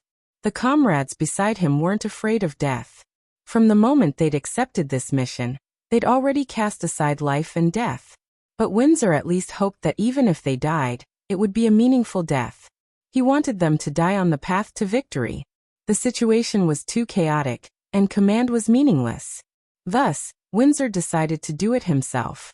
He saw an opportunity. It was a moment that could not be missed. Just as the nightmare beast Midnight knocked away a warrior not far from Windsor at a speed that was hard to see with the naked eye, and just as Atumen the hunter was about to follow up with another slash, Windsor suddenly launched his charge. This wasn't an ordinary charge. This was the charge of a warrior.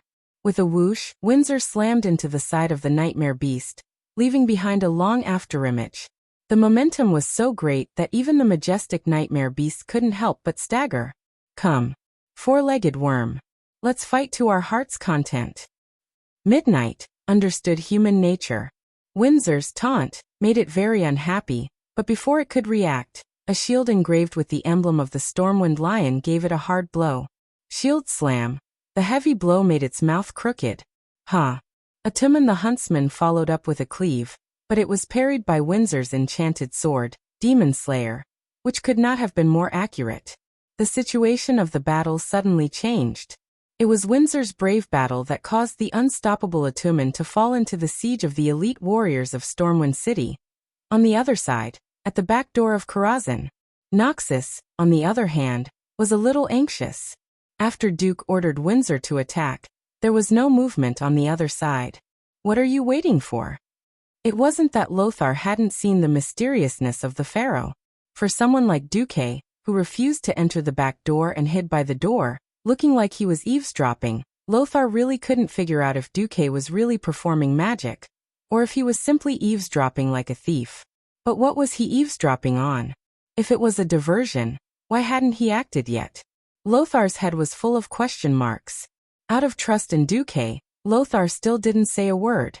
He waited near the back door with his 24 most capable men, and the bored Garona. Not to mention, Duque was really carrying out a big project, eavesdropping. Diversion was a good strategy, but it depended on who it was used on. If it was used in a place where communication was inconvenient and alarm messages could only be transmitted in the most primitive way, diversion would definitely be successful. But this was Mediva's Karazhan. If it wasn't for Sardra's being too arrogant and lazy to even explore the wide area, or deliberately waiting for them to come, they wouldn't even be able to reach the edge of Karazhan. Entering Karazhan was like a mosquito sucking blood from a human body. It might not be felt in the short term, but it would definitely be felt after a long time. Duque was trying to find a way to turn a forceful attack into a surprise attack again. Duque wanted to verify a guess of his. An invisible ripple was spreading in all directions with the highest point of the Karazhan Wizard Tower as the center. The principle was like radar waves. Through active sonar, a circle of arcane energy rippled out, and when it hit something, there would be a weak ripple back to the highest point of the Wizard Tower. To the people of this world, this kind of principle was simply a fantasy. But for a transmigrator like Duque, it was nothing. Got it?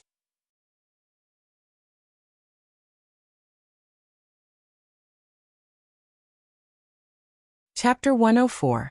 The unknown demonic energy fluctuated slightly, with different lengths between the peaks and troughs. It was not something that humans could control. Also, it was a language of Eridar, commonly known as the demonic language. This would definitely stump 99% of the mages in the world, but not Duque. That was because Duque had the system elf. This kind of unchanging question and answer every 5 minutes. Even though there were extremely complicated fluctuations, these fluctuations were unchanging. When the system elf repeatedly assured Duque that it could perfectly imitate it, Duque smiled at Lothar. I can use a little trick that only mages know to hide from Medivh for a while. I think before we get close enough to Medivh, no matter how many of his men we kill, he won't notice. Lothar's eyes lit up when he heard this. If he could get close to Medivh, he might have a chance. What was most afraid of? Being drowned by endless demons before they could see Medivh. He and his men were very strong. No matter how strong they were still human. As long as they were human, they would be tired and prone to mistakes. It could be said that the longer the battle dragged on, the more disadvantageous it would be for them. Duque's appearance directly reversed this point. Okay, come with me. Duque waved his hand. No, let's go together. Lothar held a shield in his left hand and a sword in his right. Duque suddenly noticed that Lothar's sword seemed to be fundamentally different from the one he usually held. It's an ancestral thing. But it should be quite useful, Lothar said casually. Duque's mouth opened wide. If he hadn't been barely able to control himself, he would have probably screamed. Who was Lothar's ancestor? The former ruler of the 7 kingdoms, Thoradin the Great. An ancestral treasure sword? Wasn't that the Emperor's sword? As if he had seen through Duque's surprise, Lothar said indifferently, It's not as mysterious as you think. However, taking this sword out at ordinary times will indeed provoke the nobles of the Stormwind Kingdom. Duque did not dare to ask any more questions. If he did, it would be Lothar's dark history. In fact, Duque couldn't understand why a descendant of Thoradin the Great would become a subordinate of House Rin. Duque brought Lothar and the others into Karazhan. Almost as soon as he stepped through the back door, Duque felt something was wrong. It was a feeling of chaos, as if time and space had been reversed. No matter how one looked at it, this was inevitable. In the primordial era, an unknown explosion occurred in the southern section of the Redridge mountain range, forming a crater, which was the current upwind trail. The spacetime in the middle of the crater turned illusory, folded, and became a spacetime node in the universe, connecting many other worlds and the distorted void.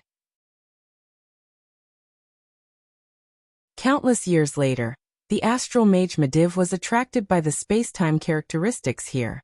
In order to study this place for a long time, he built a tower in the center of the node and settled down. This was today's Tower of Karazhan. King Lang of Stormwind granted this place to Medivh and gave him the title of Karazhan's master. After integrating the power of Medivh, the guardian of Azeroth, the Tower of Karazhan gradually merged with the spacetime node, and the tower itself became a part of this special spacetime. This folded and distorted spacetime was also the cause of Karazhan's illusions. Karazhan's illusions were not illusions or ghosts, but real, fragments of the past and future. They were involved in the chaotic spacetime, and appeared in places that should not be. So, in Karazhan, there would be many unreasonable things. For example, all he could see now were books. There were all kinds of books, not just magic books, but also a large number of humanities, geography, and history books. But these were all visual illusions. Listen, follow me and step on a math book. Math book? Lothar was puzzled. If you don't want to fly to another planet the next moment, follow me. Duque carefully jumped on the books scattered on the ground. If it wasn't for the system elf scan, he would have thought that these were just ordinary books. After the system scan, he was shocked to find that most of the ground here was actually an illusion. If he took one wrong step and was lucky, he might be able to return to Earth. If he was unlucky, that mutilated corpse of an unknown race over there ended up like that. Half of its body was cut off in a circular arc. The group of guys followed Duque, jumping left and right for a few minutes before leaving this area. Although it was a bit funny for a group of big men wearing armor and carrying long swords to jump around, this kind of deadly situation was really not funny. The only good thing was that it seemed that no one who came in was left behind. Then, when Duque led the way through the illusion of a bookshelf, Duque's expression changed slightly. He saw a downward ramp. Below the ramp, there was a faint smell of sulfur. What? Did you think of something? Satyr. And it's the satyr that attracts imps. Imps. Duque almost blurted out Tristan Darkhoof's name. As a very powerful earth mage, Duque knew where his limits were. Although his casting ability had surpassed many sky mages, he was still essentially an earth mage. He didn't know what level he was in the original game. He only knew that Karazhan wasn't a good place for newbies to play. In a sense, he didn't know how many levels he had skipped to come to Karazhan.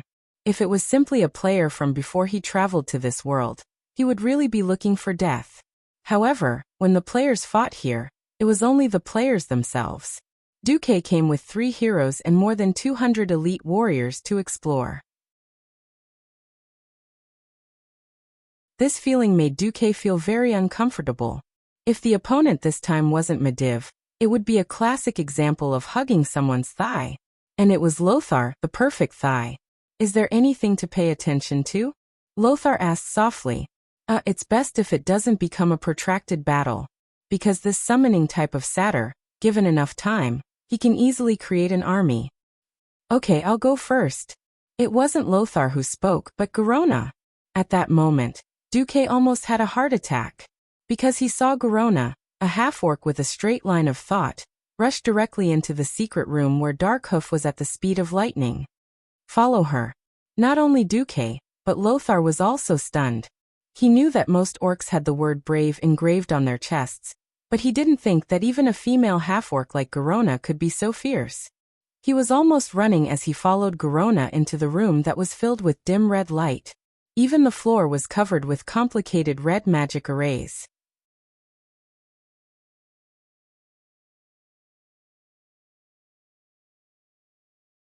Chapter 105.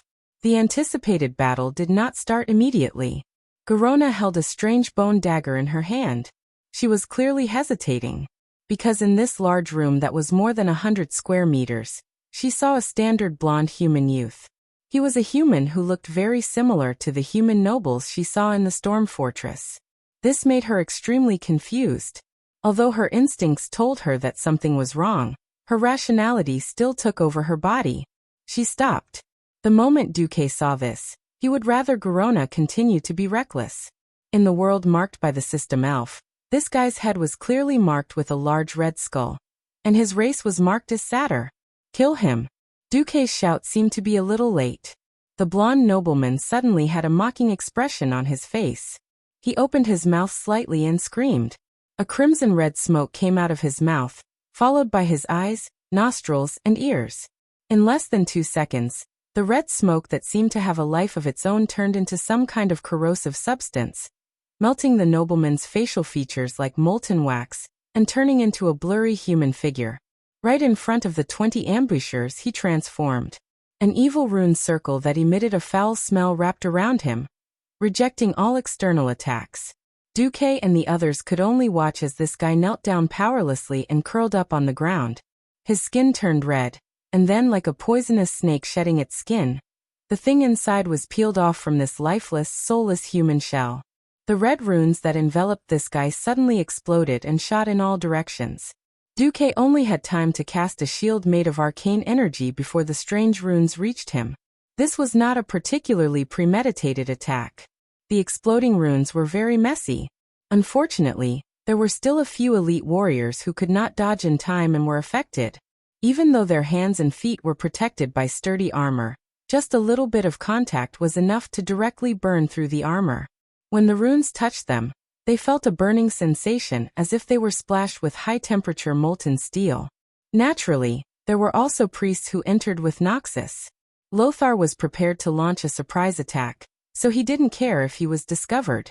After the warrior hurriedly took off his gauntlets, the middle-aged priest tried to use the power of the holy light to dispel the red runes on the warrior's arm. However, he was shocked to find that his power was powerless. The highly corrosive runes spread out from the wound like a plague. Noxus's pupils constricted.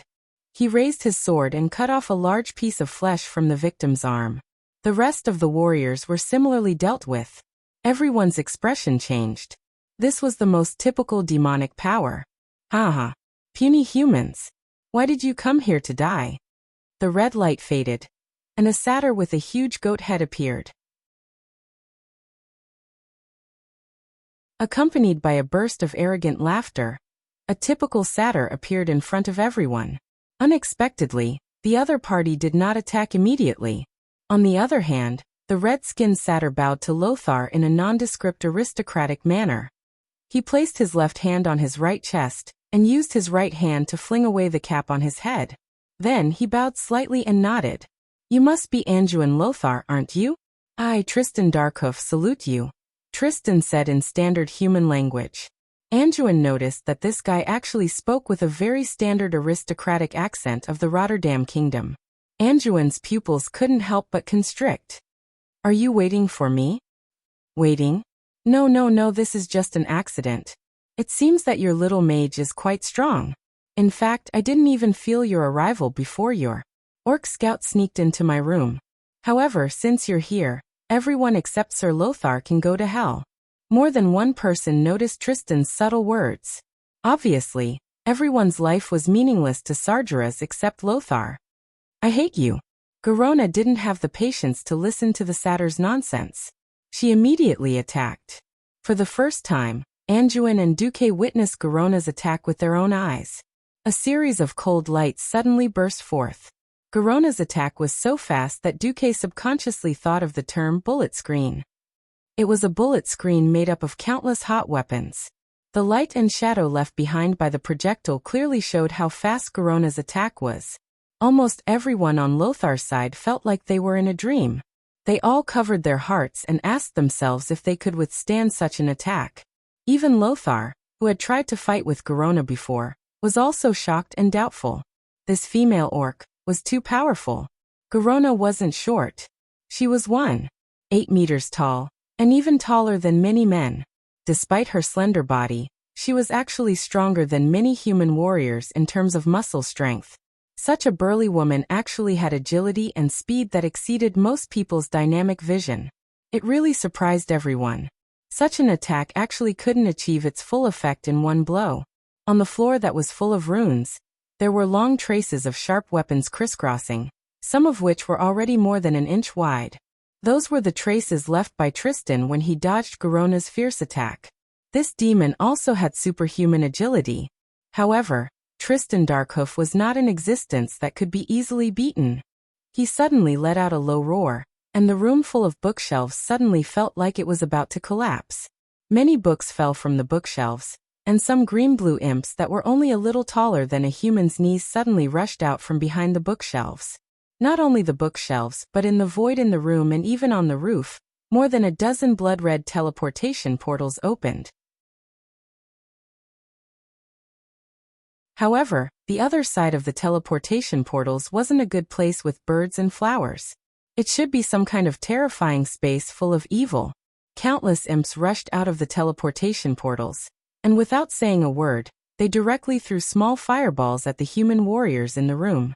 For the sake of flexibility, Lothar's elite soldiers didn't choose the cumbersome tower shield. Most of them used the standard Storm City's zither-shaped shield.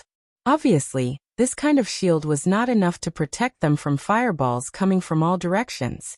Digga, a 28-year-old veteran soldier, joined the army at the age of 16. He had fought fishmen, killed gnolls, fought beasts, and fought against orcs. As a warrior in the Golden Age, his experience could not be said to be not rich. However, when faced with the unknown mysterious attack, he was momentarily stunned. The fireball came at him at high speed, and the rapidly expanding light in his field of vision made him ready to close his eyes and wait for death. However, it was at this moment that a bright blue light suddenly flashed behind him.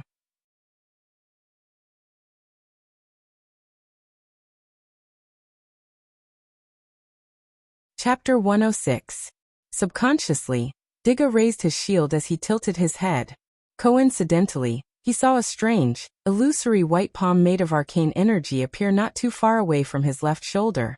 This mage hand, that was as nimble as a human's hand, seemed to have captured all of Digga's attention, causing him to forget about the danger and everything else in the world. The only thing left in his vision was this hand made of arcane energy. From the palm of the magician's hand, a series of purplish-blue oval-shaped balls of light shot out and dispersed all the incoming flames.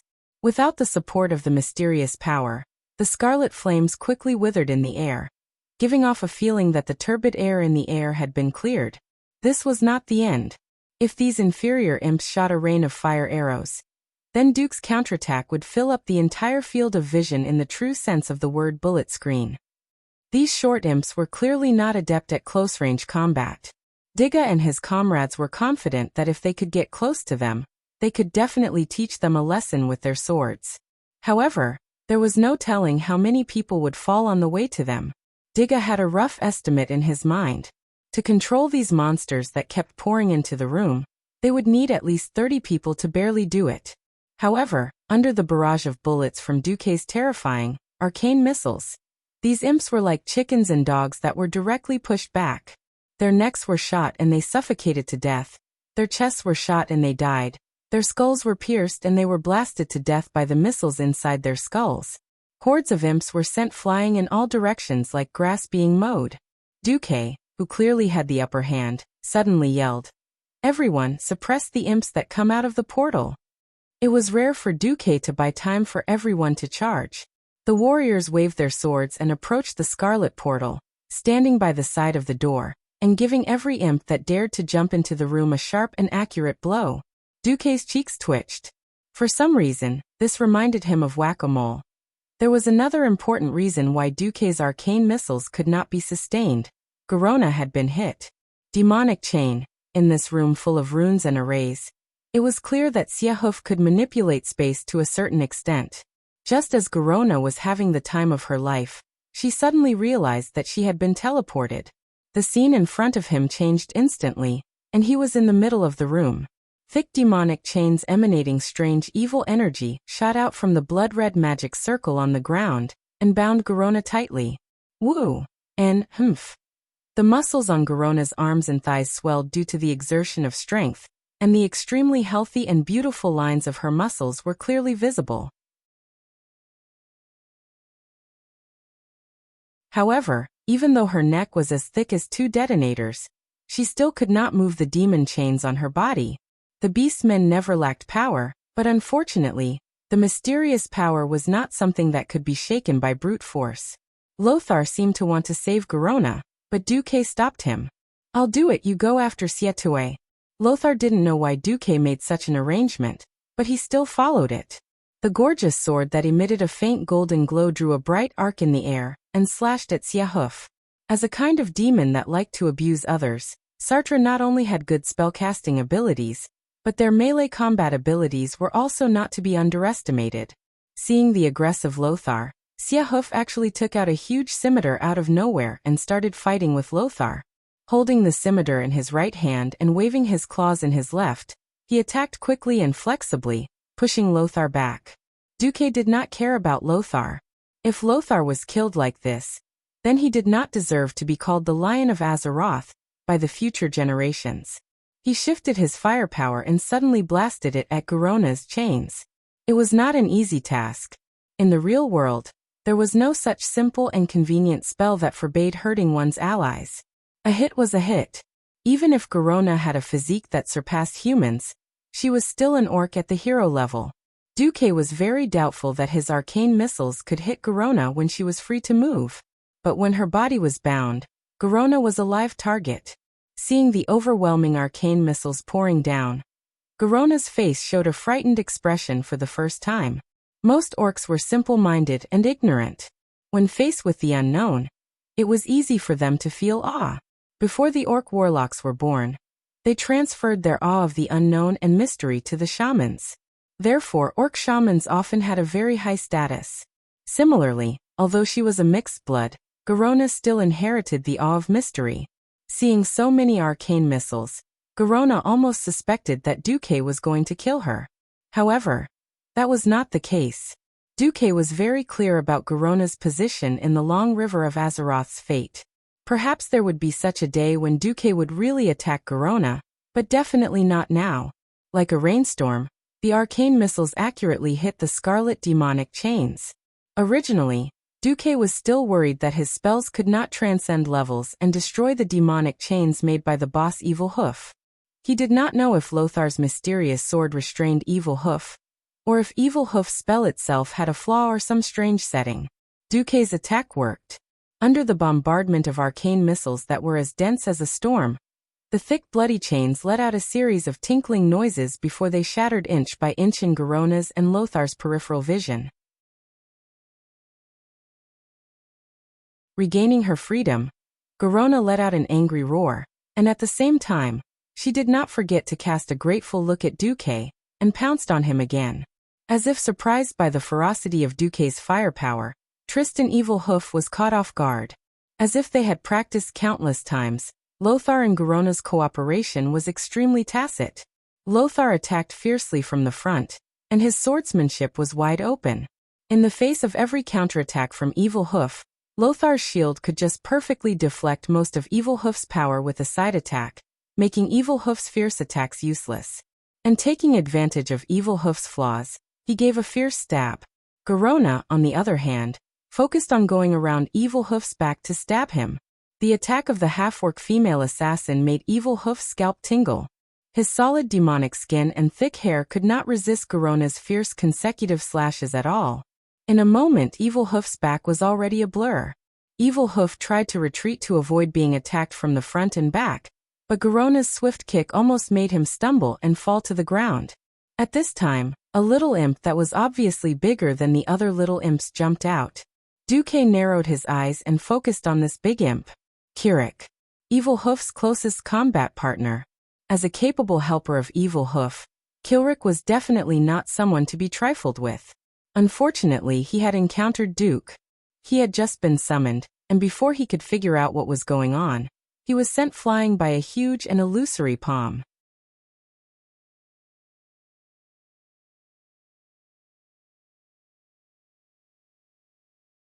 Chapter 107. Low-level magic couldn't hurt high-level mysterious beings. It was just like how a person would be fine if they were drenched in water, but it would be terrible if they were hit by a stone. Duque was very clear about his limits. He didn't know if Khadgar, who was a mage apprentice, had encountered Tristan Ilhoof in the game's history. He only knew that if he didn't use some skills, he would be completely useless in a battle of this level, just like the priest just now. After the battle with the orc warlock, Duque had already figured out one thing. For the sparse arcane energy of low-level mages, powerful mages who used magic often had very good resistance. They didn't even need to do anything, and the highly concentrated magic in their bodies would automatically disperse the magic attacks of low-level mages. Physical damage was different. Unless it was a boss with a huge body, such as a giant dragon or a large demon, very few were not afraid of physical damage. Kilric was definitely a big guy to other inferior demons, but in front of humans, it was only the size of a 2-year-old baby, just above Lothar's knees. As a support-type demon, Kilric's strength was in magic attacks, not defense. In the end, it was hit. Arcane Impact, a classic arcane spell. Every time Arcane Impact was cast, the damage caused by all arcane spells would increase by 15 to 978%. And the mana consumption of Arcane Impact would also increase by 200%. This effect could be stacked up to a maximum of many times. or it would disappear after casting any damage spell other than Arcane Impact. When Duque first came into contact with this spell after his transmigration, he didn't feel anything. Because once this spell was stacked up, it would consume a lot of mana, which was extremely disadvantageous for a protracted battle. But when Duque was stuck at the threshold of a Sky Mage, he looked at this spell again, and it was like he had found a treasure. As a special mage with Arcane Fire Circuit, Duque didn't have to worry about the lack of mana among those of the same level, but he was extremely lacking in high attack power. The vast amount of mana gave Duque the capital to play around. In the eyes of others, stacking Arcane Impact 3 times was already unbearable, and any more would be the rhythm of draining one's mana pool. So in most spellbooks, there was such a note. Maximum of 4 stacks. This logic did not apply to Duque. Duque's spellcasting was almost separate. He would allocate enough mana and let the system elf control the magic missile, while Duque himself had been secretly stacking Arcane Impact. When Kilric appeared, what awaited him was a 7-layered Arcane Impact. Just the power of this spell was enough to drain a genuine level 9 Earth Mage dry. Duque. Teasque. Drizzle. After being compressed, and compressed again, the Arcana technique's density had already surpassed that of an incorporeal body, appearing in front of everyone's eyes. If someone were to stab it with a sword, the sword would most likely be broken. Duque was able to take advantage of this powerful Arcana technique attack. It was too much of a waste to just use an arcane technique. Therefore, what Siahe, Lothar, and Garona saw was that after the little demon was hit by a dazzling purplish-blue Arcana technique attack, the terrifying Arcana technique did not dissipate. Instead, the dissipating energy condensed again under the control of Duque's mental strength. A huge Arcana technique palm that was as tall as a human appeared. Like a huge palm, it slammed onto Kilric's head with the force of a mountain. Bam! It was a tremor that shook the entire huge room. The helper that Siahe had painstakingly recruited was instantly killed by Duque's 2 consecutive attacks. Looking at Kilric, who had turned from a little demon to a demon paste, and then disintegrated into illusory evil energy and dissipated, Lothar actually had the leisure to stick out his tongue. At first, Lothar and Garona did not know why Duque would use such a powerful attack on an inconspicuous little demon. After a blink of an eye, they understood. This huge satyr that was not to be trifled with was showing a state of weakness that they had never seen before. His speed, strength, mental strength, and reflexes had all dropped significantly.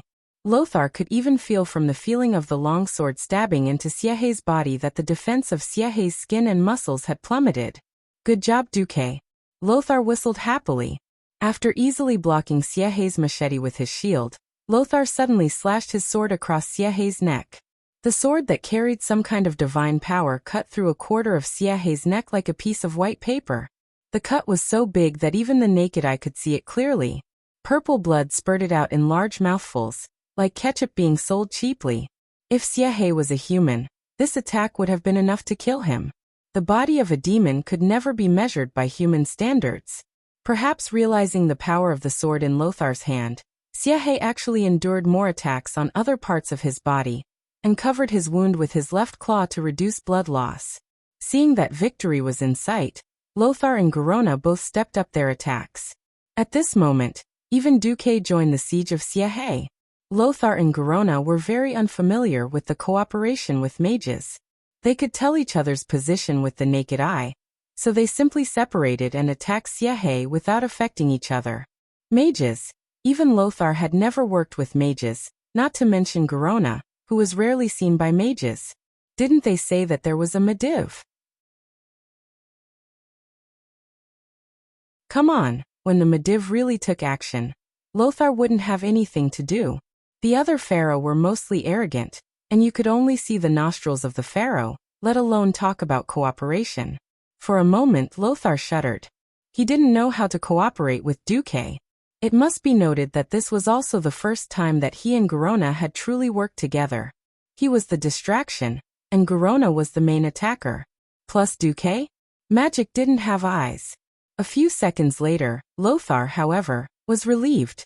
Duque was so impressive that he didn't look like a newbie who had been exposed to magic for less than a year. Not to mention earth mages, it was likely that most sky mages wouldn't be able to use magic at the same level as Duque. Lothar was the distraction from the front, and Garona was the backstab, but Duque couldn't keep up with Garona's wild movements. It could be said that there was almost no gap on the entire ground for Duque to attack. In Lothar's opinion, the only way to find him was to pass by him in a heartbeat. Unexpectedly, Duque played a bomb.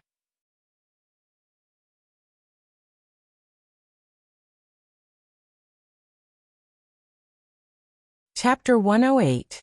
A huge purplish-blue energy ball floated less than 2 meters above Evil Hoof's head. Duque didn't attack casually. Once Evil Hoof attacked Lothar, a powerful arcane impact would hit Evil Hoof's head the moment Lothar raised his shield. Usually, Duque would ask the lesser demons to stack the arcane impact appropriately. Basically, the number of arcane impact layers was maintained at around 5 to 7. When Evil Hoof summoned Kilric again, and was killed by Duque's arcane energy hand, Evil Hoof finally realized that it was his end. No! After Garona's gorgeous dagger combo finally hurt Siefui's eyeballs, Noxus found an opportunity. The blade glowing with a mysterious golden light accurately pierced into Siefui's heart and twisted. Back off! Lothar and Garona heard Dukes shout at the same time. Both of them jumped back, causing Evil Hoof's claw, which had suddenly grown bigger, to miss. Only then did Noxus realize that a dozen or so hands of magic had appeared in the air, and each of them was condensed with a fireball the size of a human head. Almost at the same time Lothar and Garona jumped back. Dense crimson fireballs rained down like a meteor shower, bombarding Evil Hoof's body. Evil Hoof, whose vitality had been greatly reduced, could no longer condense more mana to resist Duque's fireballs. This caused the flames of the fireballs to converge like a pillar of fire. A small but very intricate fire tornado appeared in the middle of the room. Not only was it burning and tearing Evil Hoof's body, but it was also so hot that the marble floor seemed to be melting. Ah! Evil Hoof let out a final scream in the flames. Evil Hoof was dead. His entire body was burned from the inside out by the flames from hell. The stinky demonic energy spread everywhere. Most of it was burned by Duque's flames, but a little bit leaked out. The room was filled with a faint stench. With Evil Hoof's death, the teleportation gate that sent the lesser demons here also lost its support and disappeared. The lively room fell into silence for a moment, leaving only the heavy breathing of the crowd. This level of battle was nothing to Noxus. He tilted his head and looked around, only to find that none of his subordinates had fallen to the ground. It was definitely a good thing that no one had died. Being mentally prepared to sacrifice oneself, and actually having someone sacrifice themselves were two different things.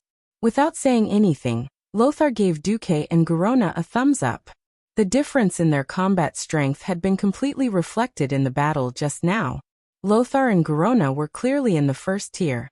Other than the two of them, the only one who could help was probably Duque. The rest of the people, including the priest, were to deal with the small fries. Duque covered his nose and said in a low voice, "Everyone, go out for a while. I need to collect the spoils of war." Spoils of war? Noxus was slightly taken aback.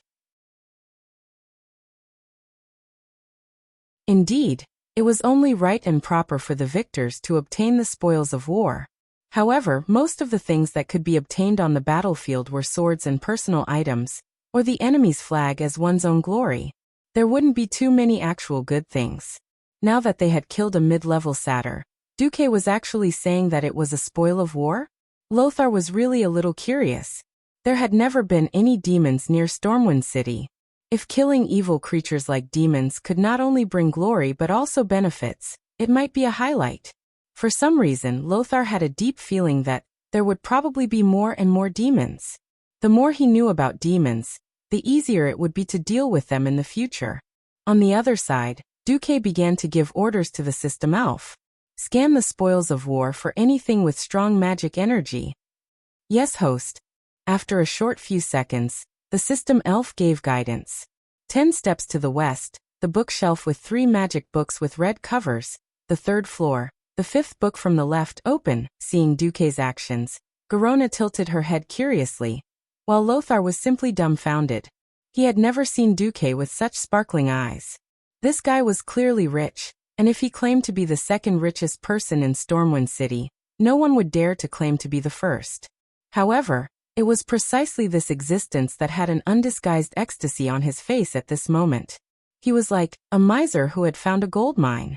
On one side he was almost crazy, and at the same time, he was absolutely unwilling to share it with others. "I'm not a blackhand. I'm not a blackhand." Muttering words that Lothar and Garona would never understand, Duque drifted to the left like a ghost. "Blackhand?"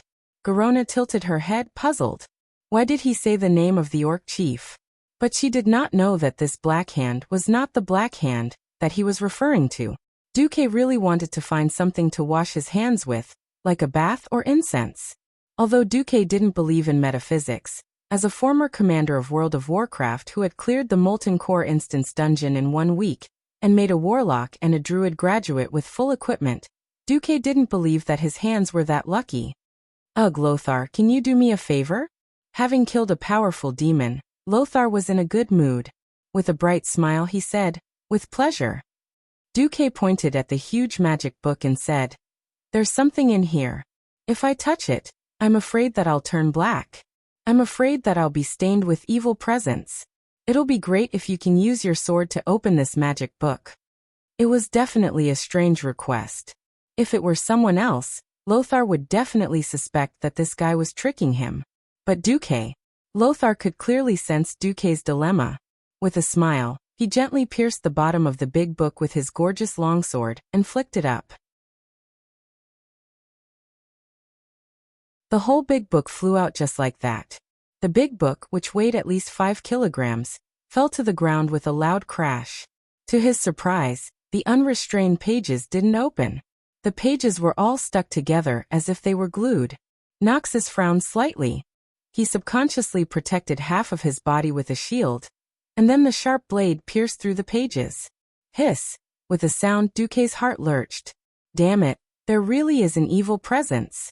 However, the demonic power left by the evil hooves was a big problem for Duque. It was a piece of cake for Lothar.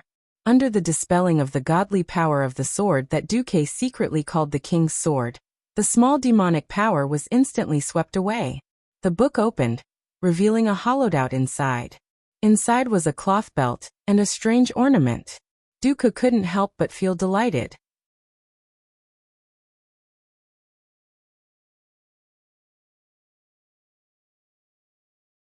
Chapter 109. The Azeroth of this moment was far from the situation of magic equipment in the future. When he had money after transmigrating, Duque had always been thinking about getting a set of magic equipment, but having money was useless. He didn't know if the real world of Azeroth had inherited the principle of binding to pick up in the game. Duque couldn't find any good equipment even after asking people all over the world. As a result, Duque didn't even have a decent piece of equipment. No staff, no equipment, just a set of beginner's robes from the Wong family's mage guild. This was the real world, so there shouldn't be things like soul binding or level limits in the game. Just in case, Duque didn't dare to have too much hope and touched the 2 items. The system notification popped up almost at the same time. Fiend's Waste. This is a mage belt of unknown origin, surging with strange mysterious energy. Obviously, it will slightly increase the power of your arcane circuit. However, this is a piece of equipment that can only be used by high-grade sky mages, so you can probably get a 20% increase now. Accessory.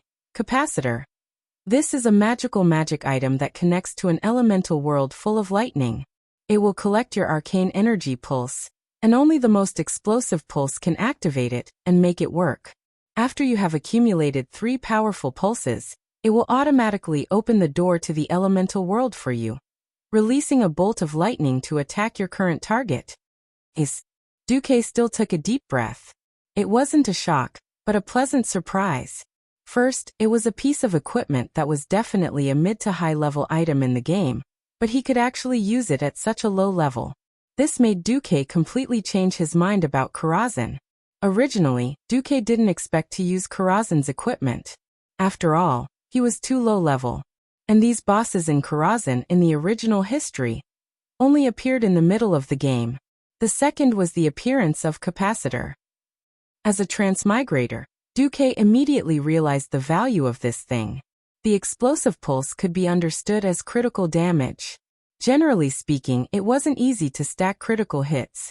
Duque was definitely a special case, because he had the ability to cast multiple spells that most mages did not have. More than 100 hands of magic launched attacks at the same time. Even the simplest arcane missile often had a critical hit on the damage assessment given by the system elves. It could be said that the capacitor was a top-quality item for Duke. If Lothar was Aurelia, Duque would definitely hug him to see if they could have a little flirting. Unfortunately, bearded Uncle Lothar forget it. Duque didn't hide his ecstasy, and Lothar also smiled. Good stuff? It didn't look like a demon, so it should be the relic of an unknown mage. I'm sure that mage would be very happy to be able to make good use of these things.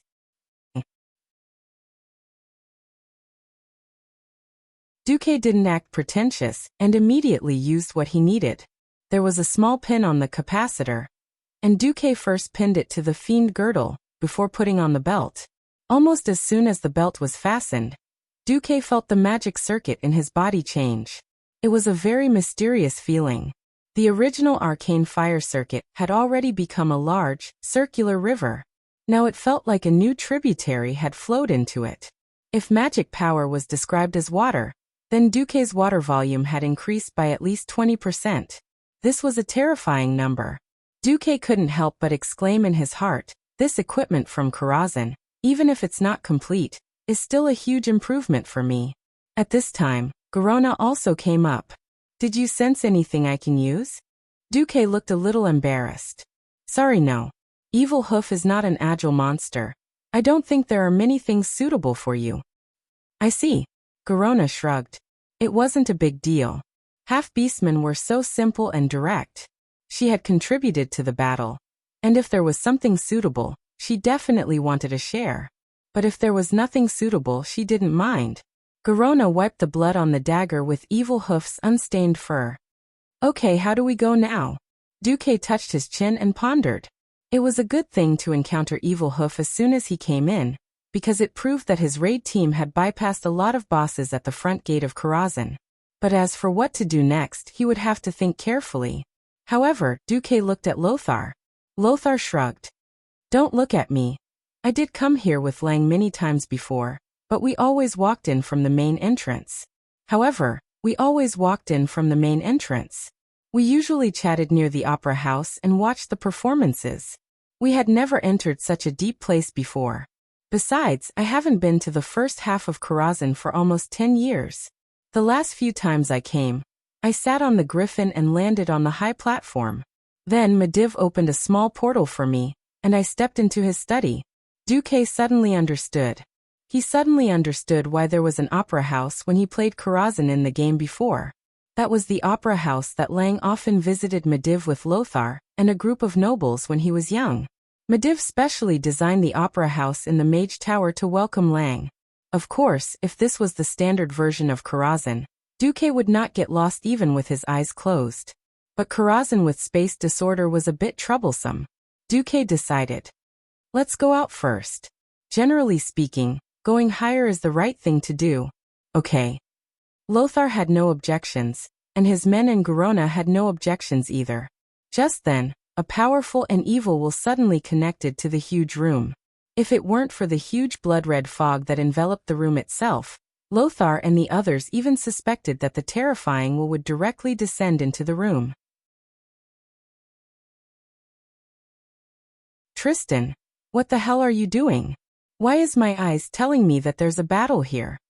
Even though the tone of the voice were completely different, Lothar immediately recognized that it was Medivh's voice. Of course it was Sargeras who spoke. Oh no, we're going to be exposed. Even though they were very unwilling, Lothar and his men still put on a fighting stance and prepared for battle. But, before seeing Medivh, was there any use in preparing for battle? Just when everyone was sweating, Duque spoke. He pinched his throat, and the voice that came out of his mouth was Tristan's. Sorry, Master, it's Gilric teaching a few disobedient bastards a lesson. You're tuning in to the Lime's Wuxia Whispers YouTube channel. We're so grateful for your support, And don't forget to subscribe to join us on this incredible journey through captivating stories. Your generosity through donations truly makes a world of difference, as it's the primary source of revenue that allows me to expand and enhance this channel for you. Thank you from the bottom of my heart for being a part of this adventure.